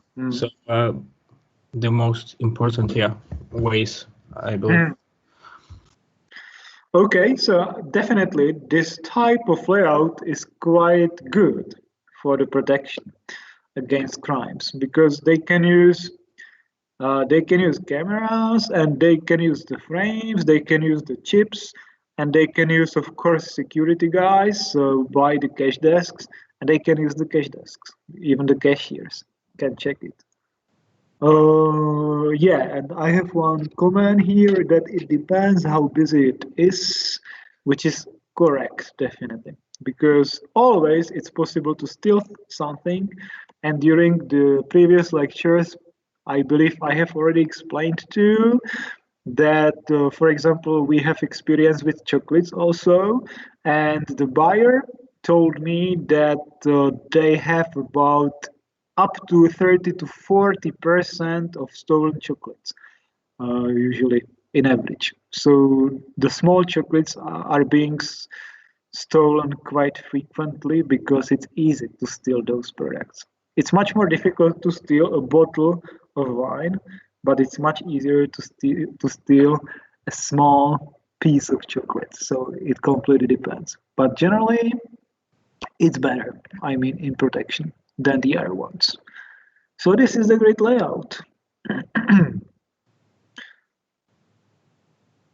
And now, like the contrary to it is called the free flow layout, which is the contrary to the grid layout, because we can say that in the grid layout you had to move according alongside the shelves, but in the free flow you can move freely. So let's say these two parts are the cash desks. And here you have shelves, stands, shelves, tables, presentation vitrines, anything. So basically you enter the shop floor, you can move freely, and you don't need to go through the cash desk area. You only need to stop by the cash desk when you are going to buy something. So in this case, it's the contrary, it's the opposite to the grid layout. So what do you think about this?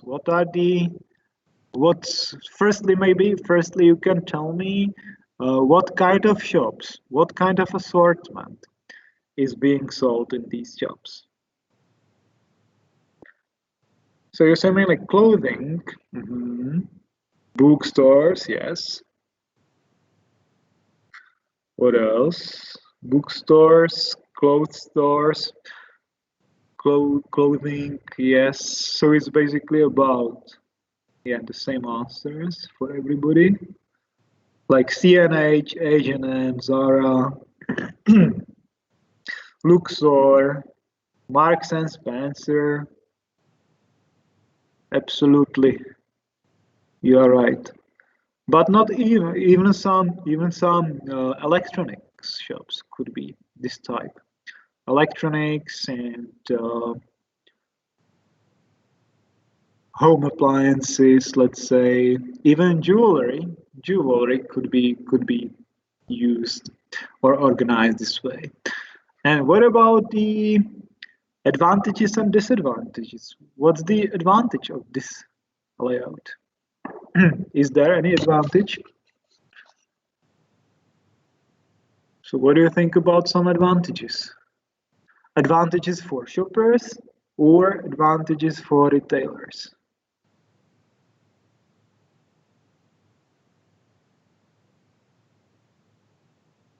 Are there any? So for retailers could be that they don't have all the people at one place, like queues and so on, that big. For the customers could be that they feel more comfortable, free, let's say. Some kind of these things. Okay, thank you. I think generally it's more pleasant for customers. It's more attractive. Customers can move without the feeling they need to buy something. It's more like free. It's more pleasant, as you say. On the other hand, and you have mentioned this point, there is a high risk of stuff being stolen, for sure. But it all depends on the presentation.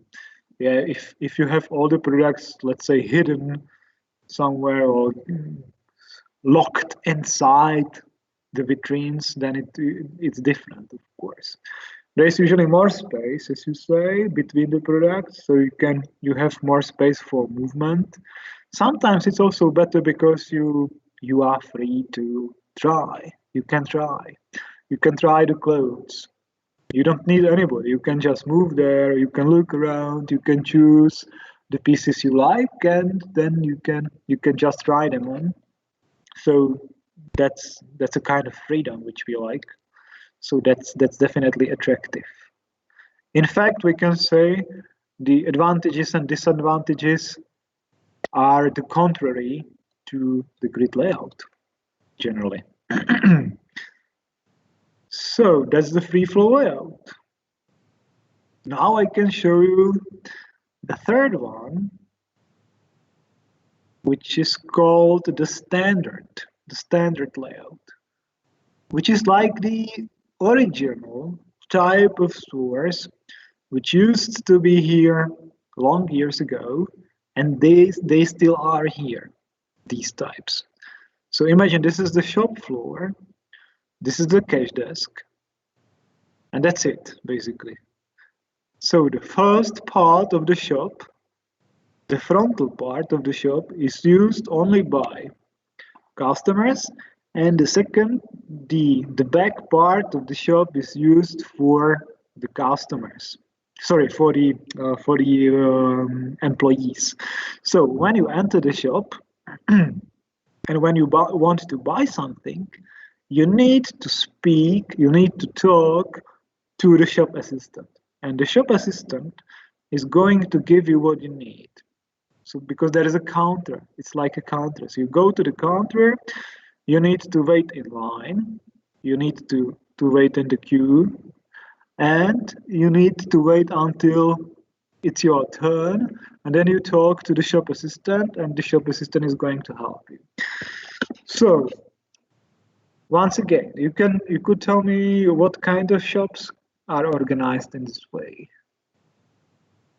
Still, we have a lot of shops organized in this way.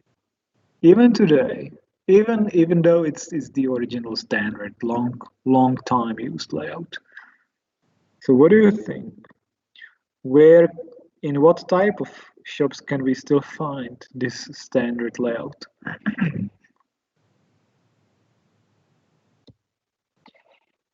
Any idea?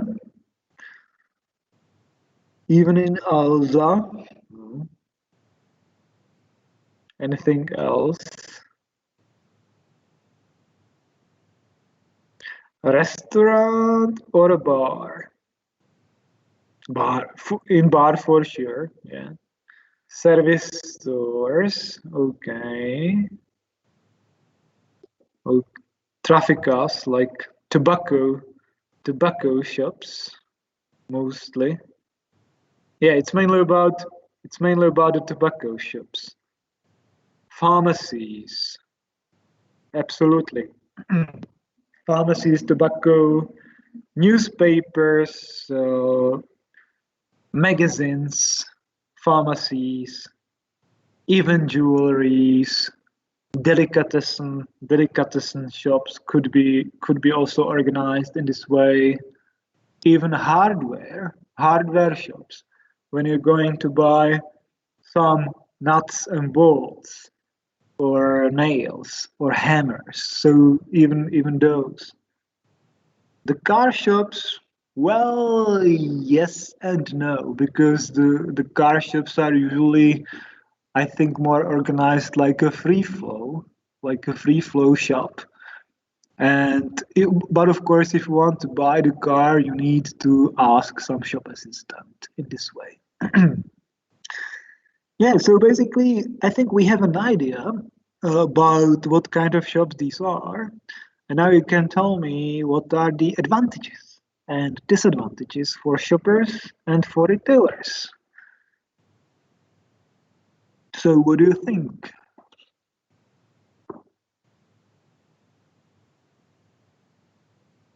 advantages and disadvantages.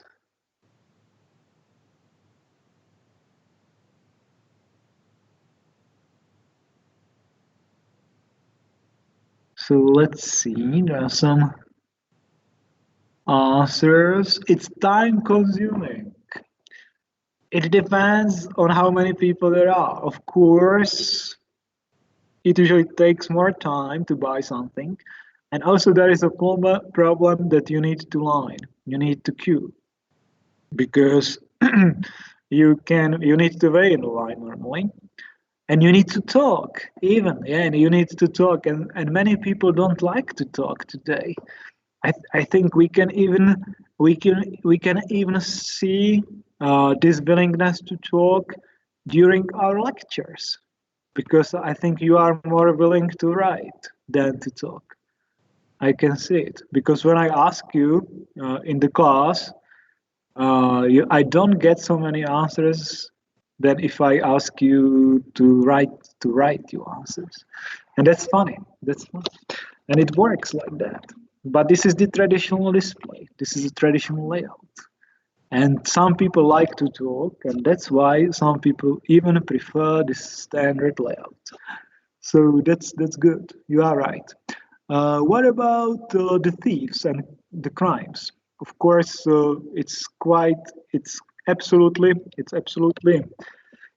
safe, I would say, unless the personnel doesn't steal. If the personnel does steal, then it's a problem, of course. But normally it should be fine. It should be absolutely secure. And what about, let's say, what about the unexpected purchases? Do you think that in this type of stores, even the unexpected purchases can be done? For example, can the shop assistant persuade you to buy something you didn't want? Has it ever happened to you that you've bought something you didn't want, and just because the shop assistant has persuaded you? Do you think this can happen?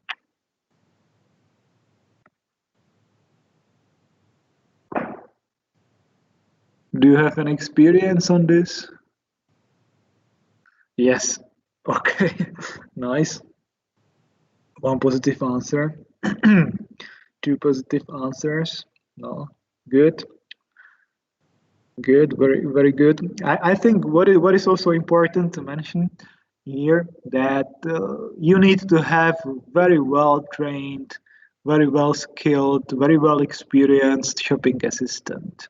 Because if you don't have an efficient and friendly and skilled assistant, it's a problem and you don't get people there. But if you have a good shopping assistant, it works definitely. So, but always the problem is there are queues. There might be queues and it might be time consuming quite frequently. So that's the standard layout. I think we can move on. We have already gone through the advantages, disadvantages, and now I will show you the last one, which is called the boutique layout. Boutique, it comes from French. It comes from French and it means shop. So basically it's a layout which is sometimes called as shop in shop layout, because it is basically shop in shop. Imagine this is a shop floor, and on the shop floor you have one shop, and this shop has the grid layout. Then we have a second shop which has the free flow.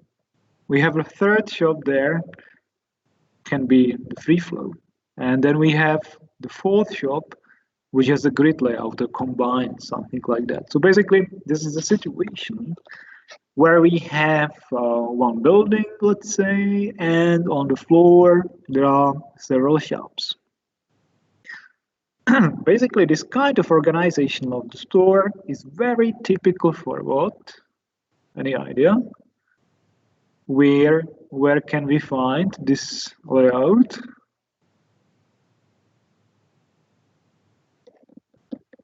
Any idea?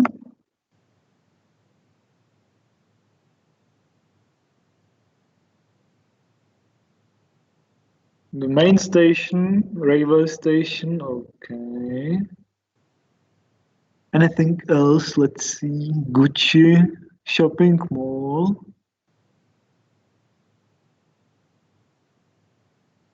Shopping mall, and what else? Luxury brands. Basically, if I were to summarize, we can find this type of organization or layout in shopping centers, and in department stores. For example, if you go to any shopping center, you can find this type of layout. And at the same time, when you go to Flora, when you go to Palladium, it's this type of layout. And speaking about department stores, there are not many left in the Czech Republic, but in Prague you can find several department stores. Do you know any department stores in Prague? Like the original ones, the old ones, because the department stores used to be built 100 years ago even. So does anybody know the department stores? Van Graaf could be, which is not new, the old one, but all right. And Kotva, yeah, for sure. Kotva, for example, which is opposite Palladium. Kotva used to be the biggest department store in the Czech Republic. Černý Most, this is a shopping center. Palladium, shopping center, a little bit. So sometimes it's difficult to differentiate. Yeah, for example, in my opinion, Kotva is a department store. Palladium is something like in between, shopping center. Černý Most, this is a shopping center. Bílá labuť, department store, one of the oldest in the Czech Republic. It's a department store. Usually the department stores used to have several floors. Shopping centers usually have less floors. And shopping centers have been adapted mainly from the United States, whereas the department stores are typically Czech and European origin. I think the most important and the most, let's say, famous department store, which we have already mentioned. One of the most, for example, would be El Corte Inglés in Spain. And in London, you have a lot of Harrods, like, for example, Harrods. And of course, speaking about the advantages and disadvantages here, it completely depends on the concrete layout. So it's impossible to say in general. So I think we can already move on. And now we will speak about the third point, which is about the assortment placement, assortment location, which takes into consideration where we are going to put each product, on which position we are going to place each and every product. So basically, we need to take into account 3 points. The first one, like the technology of the operation, because it makes sense, for example, to put items which are big and heavy close to the warehouse. So that makes sense. That's the technology of operations. That's how it should work. Then what else needs to be taken into account? Imagine you have a store and you want to decide on which place inside the store you're going to put the drinks, on where you're going to put chocolate, where you're going to put bakery, where you're going to put meat, etc. So what will be the most important elements you will be taking into consideration? What's important for us when we decide about the assortment placement?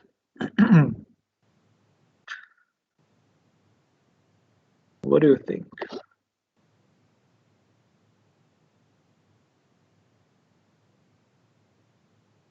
You can give me the answers. Send me the answers, please. Or you can say.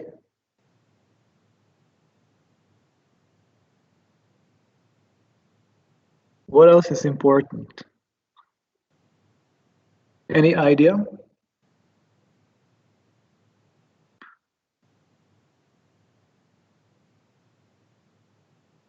No ideas. There should be some ideas. Prices, okay. Could be. What else is important? Usually, the higher the price, the more visible the product should be. What else do we need to take into account? Yeah, I can see some answer which is quite long, so let's take a look at it. So you start with things that are not necessary, so people will see them. And then the necessary goods.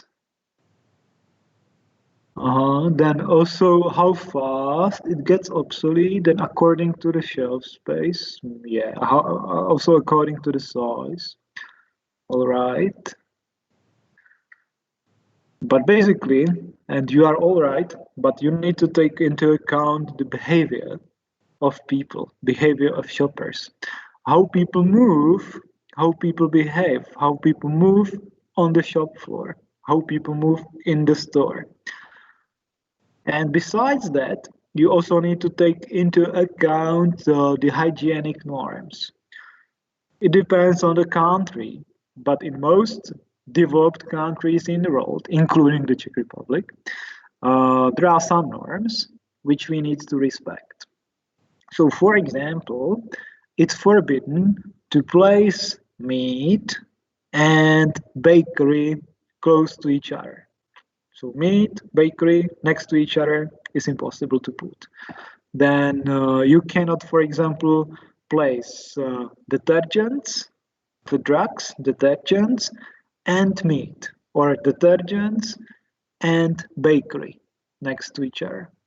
So these are the most important features. So these hygienic norms need to be respected, and these are the examples, like bakery and meat, bakery and detergents, impossible to place close to each other, or should not be placed. And of course, the shopper's behavior, how people move inside the store. And I can show you now several findings which are based on some research, on not only one research, on many researches in the past, where you can see how people actually move inside the store, what people do inside the store, and you can think about yourself if you do it the same way, or maybe you are different. So let's see. So the first point says, customers prefer the outer circle of the store and they don't like going into the middle. So basically, when you imagine the store, most people prefer to go along the walls. They don't want to go inside the store. So basically, if you want to make people go inside into the middle of the store, you need to place into the middle of the store something they need, like water, like bakery, for example. So what do you think? Is it right or not? Does it work like that with you?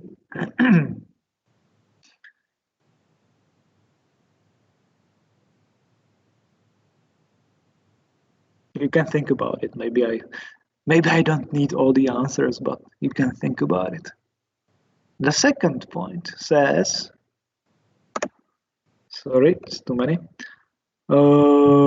Consumers prefer to move anti-clockwise. How this was found out? For example, when there is a party and there is a route, or there is some buffet, some eating, for example, then people usually go from the right. They start on the right side, and they want to continue to the left side, basically anti-clockwise. So basically, there are like two types generally of store arrangements. Either you enter on the left side, or you enter on the right side. If you enter on the right side, you move anti-clockwise inside the store. But if you enter on the left side, then you move usually clockwise. And it was found out that people prefer to move anti-clockwise, which is the same as if you go on the roundabout by car. Yeah, when you go by car, you stay on the right, and when you go on the roundabout, you move anti-clockwise on the roundabout. But of course, in England, it's the other way around. So what do you think about this? Do you agree or not?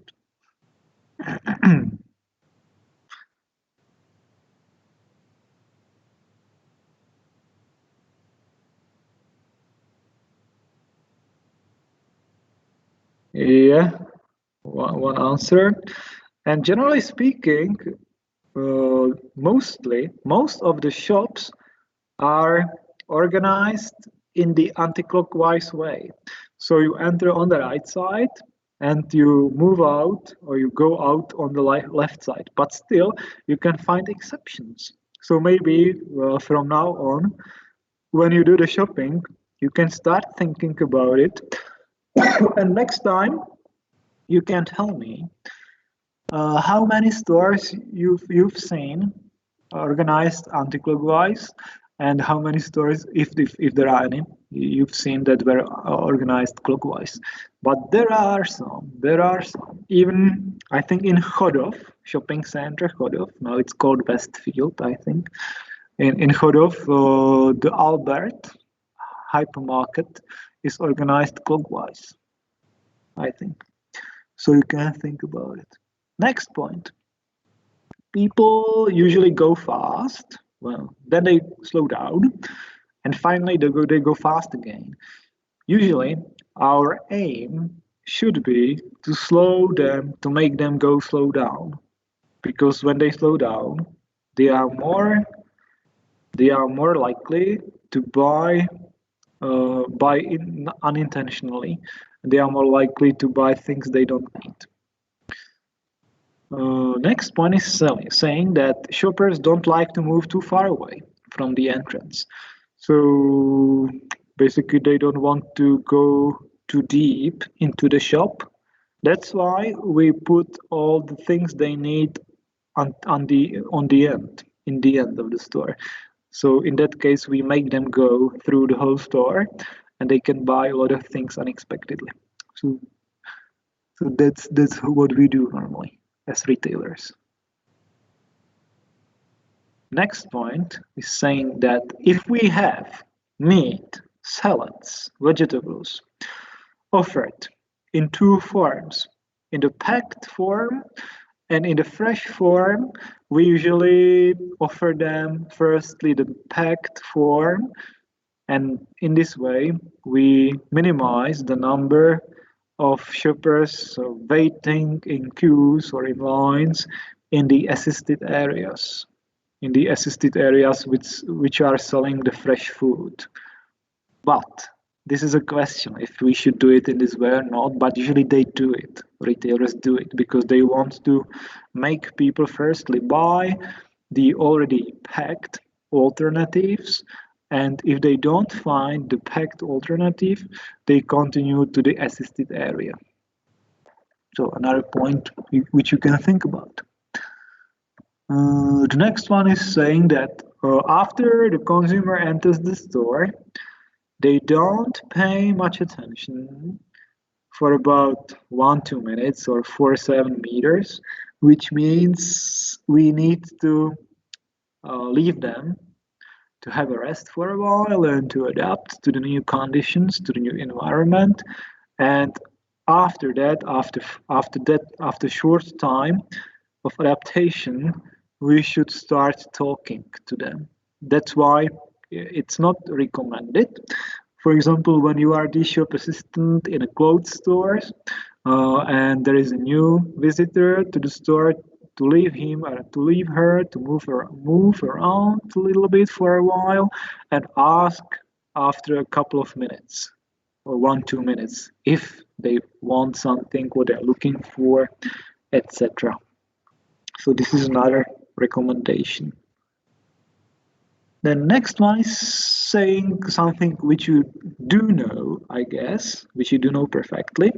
Shoppers usually look in their eye level, at the level of their eye level, which is about 150 centimeters, plus minus 20 centimeters.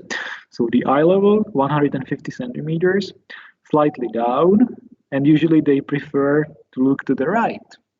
I'm not sure about it, but this has been actually discovered during the let's say a lot of researches.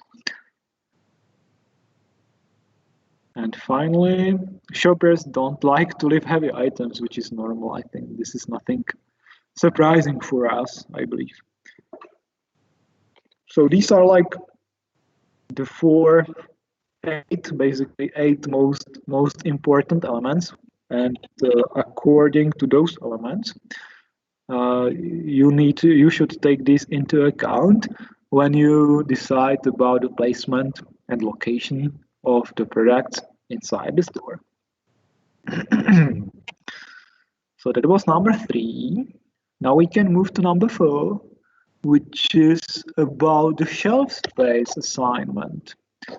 Now you basically do this activity as well in your game, because in your game you need to decide how big percentage of your shelf space you're going to assign to each of the product. So I think now you should be able to tell me what are the most important criteria for the shelf space assignment. What kind of criteria you need to take into account? So what criteria do you need to take into account when you decide about the size of the shelf space?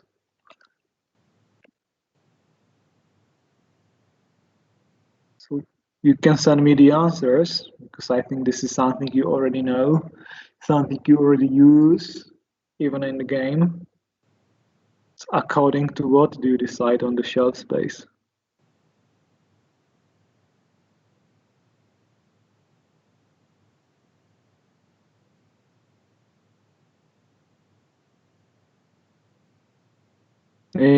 POS. Okay. Yeah, but speaking about the shelf space size, what products are popular? Which means what products rotate fast, what products sell fast, according to the demand. Of course, customers' demand. It's connected. So according to the demand, I do agree. What else? According to the general expenses, costs. And what is the most important element? I think still you are missing the most important element. It's connected to expenses, but it's the other part of the equation. You want to get money, right? Product type, okay, but still you want to get money. So I think you should decide the shelf space according to the money you get from the product. And in general, you get what? You get profits. You should get profits from the product. You should get margins according to the margins, maybe. So I have listed here DPP, which is the direct product profitability, which I have already explained to. So this is the profitability per one product, according to the margin, according to sales. You've mentioned that. according to the size and dimension of the goods as well.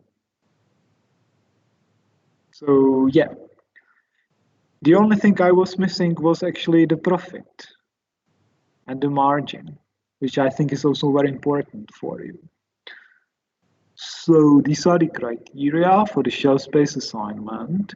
And finally, you should decide, also, don't forget, but this is not in the game, but in the real life, you should also decide on the selling and display equipment. So what are the selling tools or shopping tools? Could you give me any examples of shopping and selling tools? Imagine you are in the store as a shopper. What kind of shopping tools do you use inside the store? Any examples of shopping tools?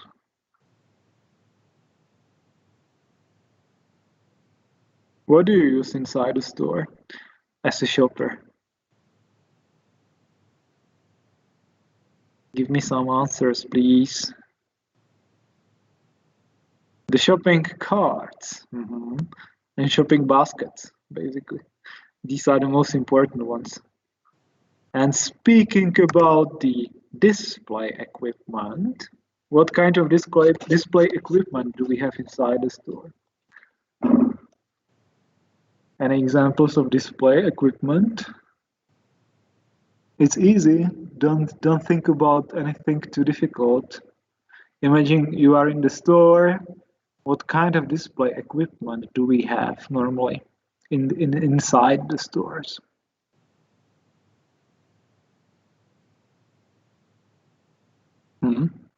Any navigation signs? Could be. What else?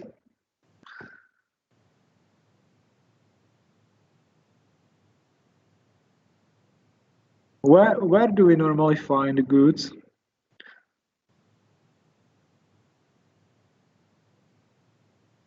Where are the goods located in the store? What's the name of it? On the shelves.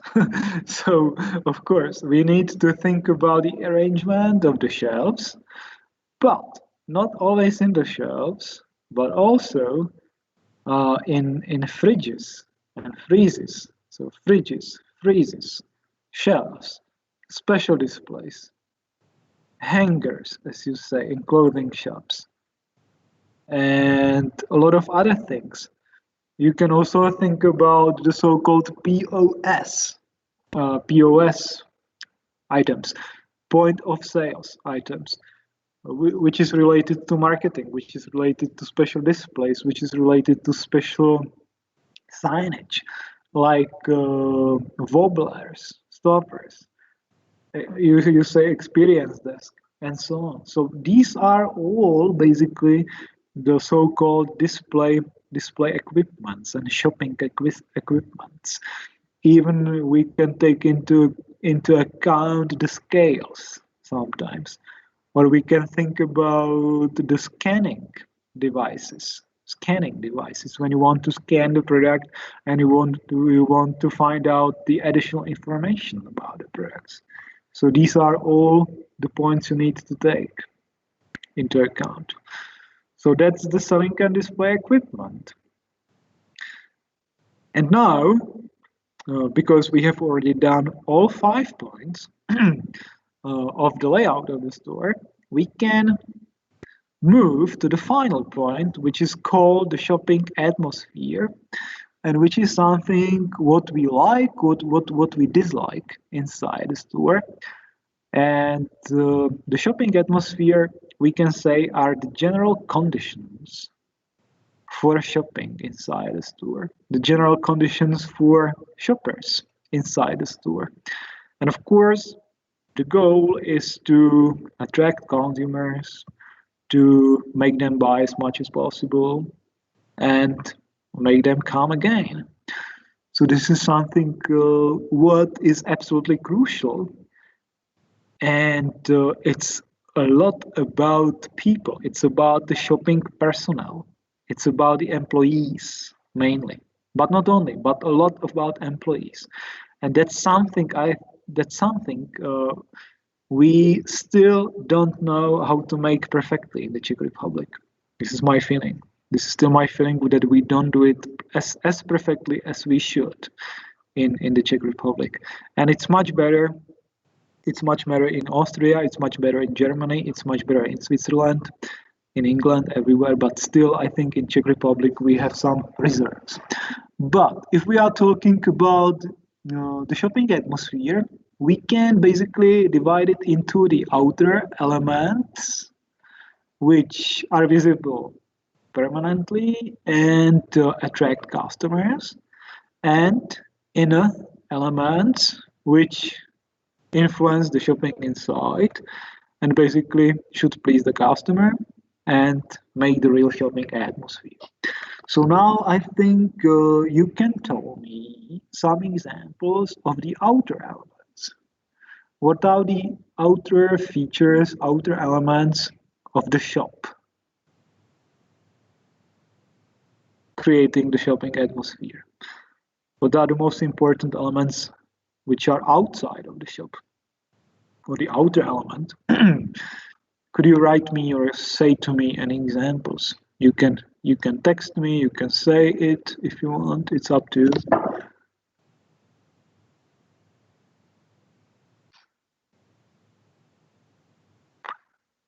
Any examples? The doors, entrance, parking lot. Sounds good. The doors are quite important, you know. When you are thinking about the entrance, always think about how easily the entrance is useful for handicapped people, for example. Yeah, so also the design, outer design, the design of the building. And you say big boards, you are right. Parking lot, lighting of the maybe of the store outside. We can also think about shopping windows, even though today most of the shops don't have shopping windows. All right, so speaking about the outer features, we can summarize that these are mainly the building, the entrance, display windows, information signs, car park, and accessibility to the store in general. And the inner elements are, of course, much more important for me. So now you can think about the inner elements, the inner features. What's important? What's important for you inside the store? I already have one answer here, like height of the ceiling and air conditioning, which is important, definitely. Anything else is important for you inside the store? What are the most important elements when you decide about the store? So let's see the answers. Perfume, light, of course, I do agree. Anything else is important for you? Temperature. Yeah, I think temperature is very important. Speaking about temperature, don't forget that even in winter, it should not be too hot inside, because when you go for shopping, you are usually dressed. You are dressed for the outside temperature.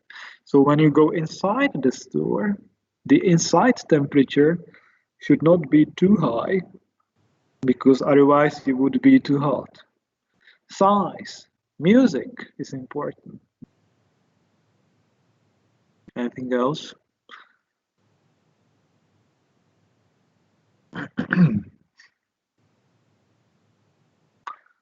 Cleanliness of the store, absolutely. Absolutely, yes. How loud the music is, Good. staff, the appearance of the staff, the, let's say, professionality of the staff, how they behave. That's also important. And this is still, I think, something we need to improve in the Czech Republic, this based on my experience. So if I summarize it, we can talk about microclimatic conditions, temperature, humidity inside the store, illumination, sounds, music, smells, used materials, architecture, colors, because there are like cold colors, there are hot colors like red and yellow, the design, the layout of the store, the layout of the assortment, the goods displayed, the visibility, the orientation inside the store, then the product quality, the description of the products, description of the prices, if all the prices are visible or not, the shelves, selling and display equipment, personnel, how they look like, what they look like, how do they behave, if they know about the products, if they can help you, maybe if they are not too aggressive sometimes, they can be too aggressive, how fast they are, if they can help you with some special needs, how clean the store is. So these are basically the most important features that build really the shopping atmosphere. And even more, this is just the short list of the most important elements. So maybe now you can think about it when you go for shopping, because all these elements play quite an important role. English, do they speak English or not, the people? Even Czech, do they speak Czech?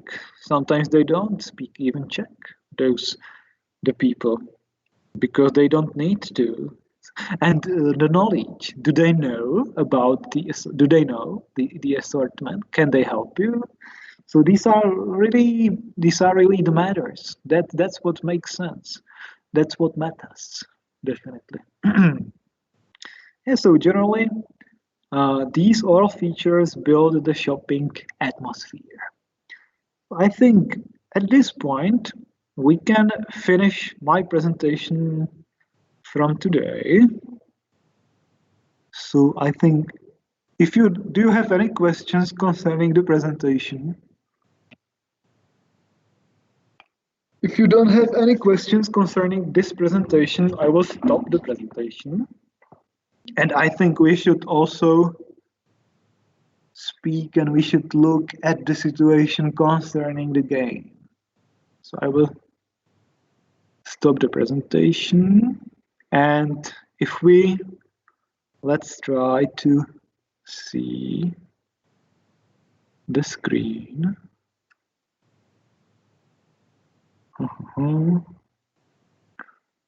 Let's try to see the screen. This is my screen. I hope you can see my screen.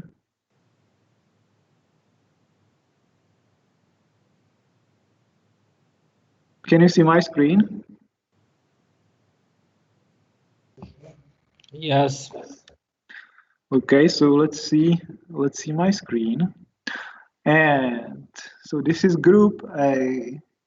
If I look at the process, I can see there are like two agreements are missing between retailer 2 and manufacturer 3. So two agreements are missing. This is group A at 11 o'clock. And decision of manufacturer 1 is missing, this decision from manufacturer 3 is missing, and decision of retailer 2 is missing. It's not too many. So I think this is still doable. So it would be great if you could complete your negotiation and decision. And if you manage to complete it by today, then tomorrow at 11 o'clock, I can give you the feedback. If you don't do it, I can't give you the feedback. That's what it is, basically. We will do that right after the lecture right now. So yeah, we know about that. Thank you. Yeah, there were some problems with inputting the negotiations that should be already fixed. And secondly, there was a problem with prices in the decisions. This still hasn't, maybe it was fixed, but maybe not, because I have informed about the situation the staff from Store Wars, and they said to me they would answer, but so far I don't know. I need to check it.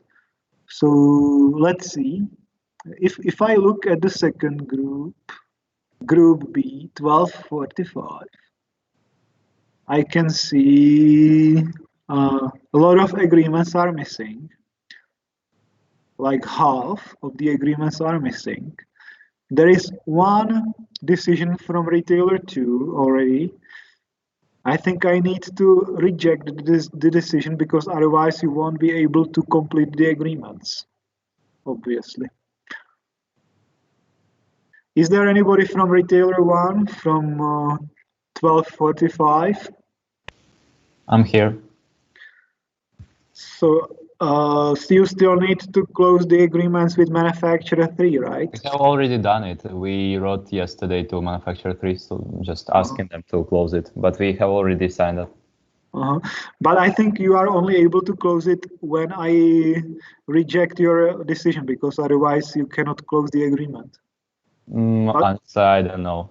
I have just requested the code, and then I inserted this code, and then we inserted our own data, and then I just pressed on send decision. So it's up to the manufacturers, I think. Okay.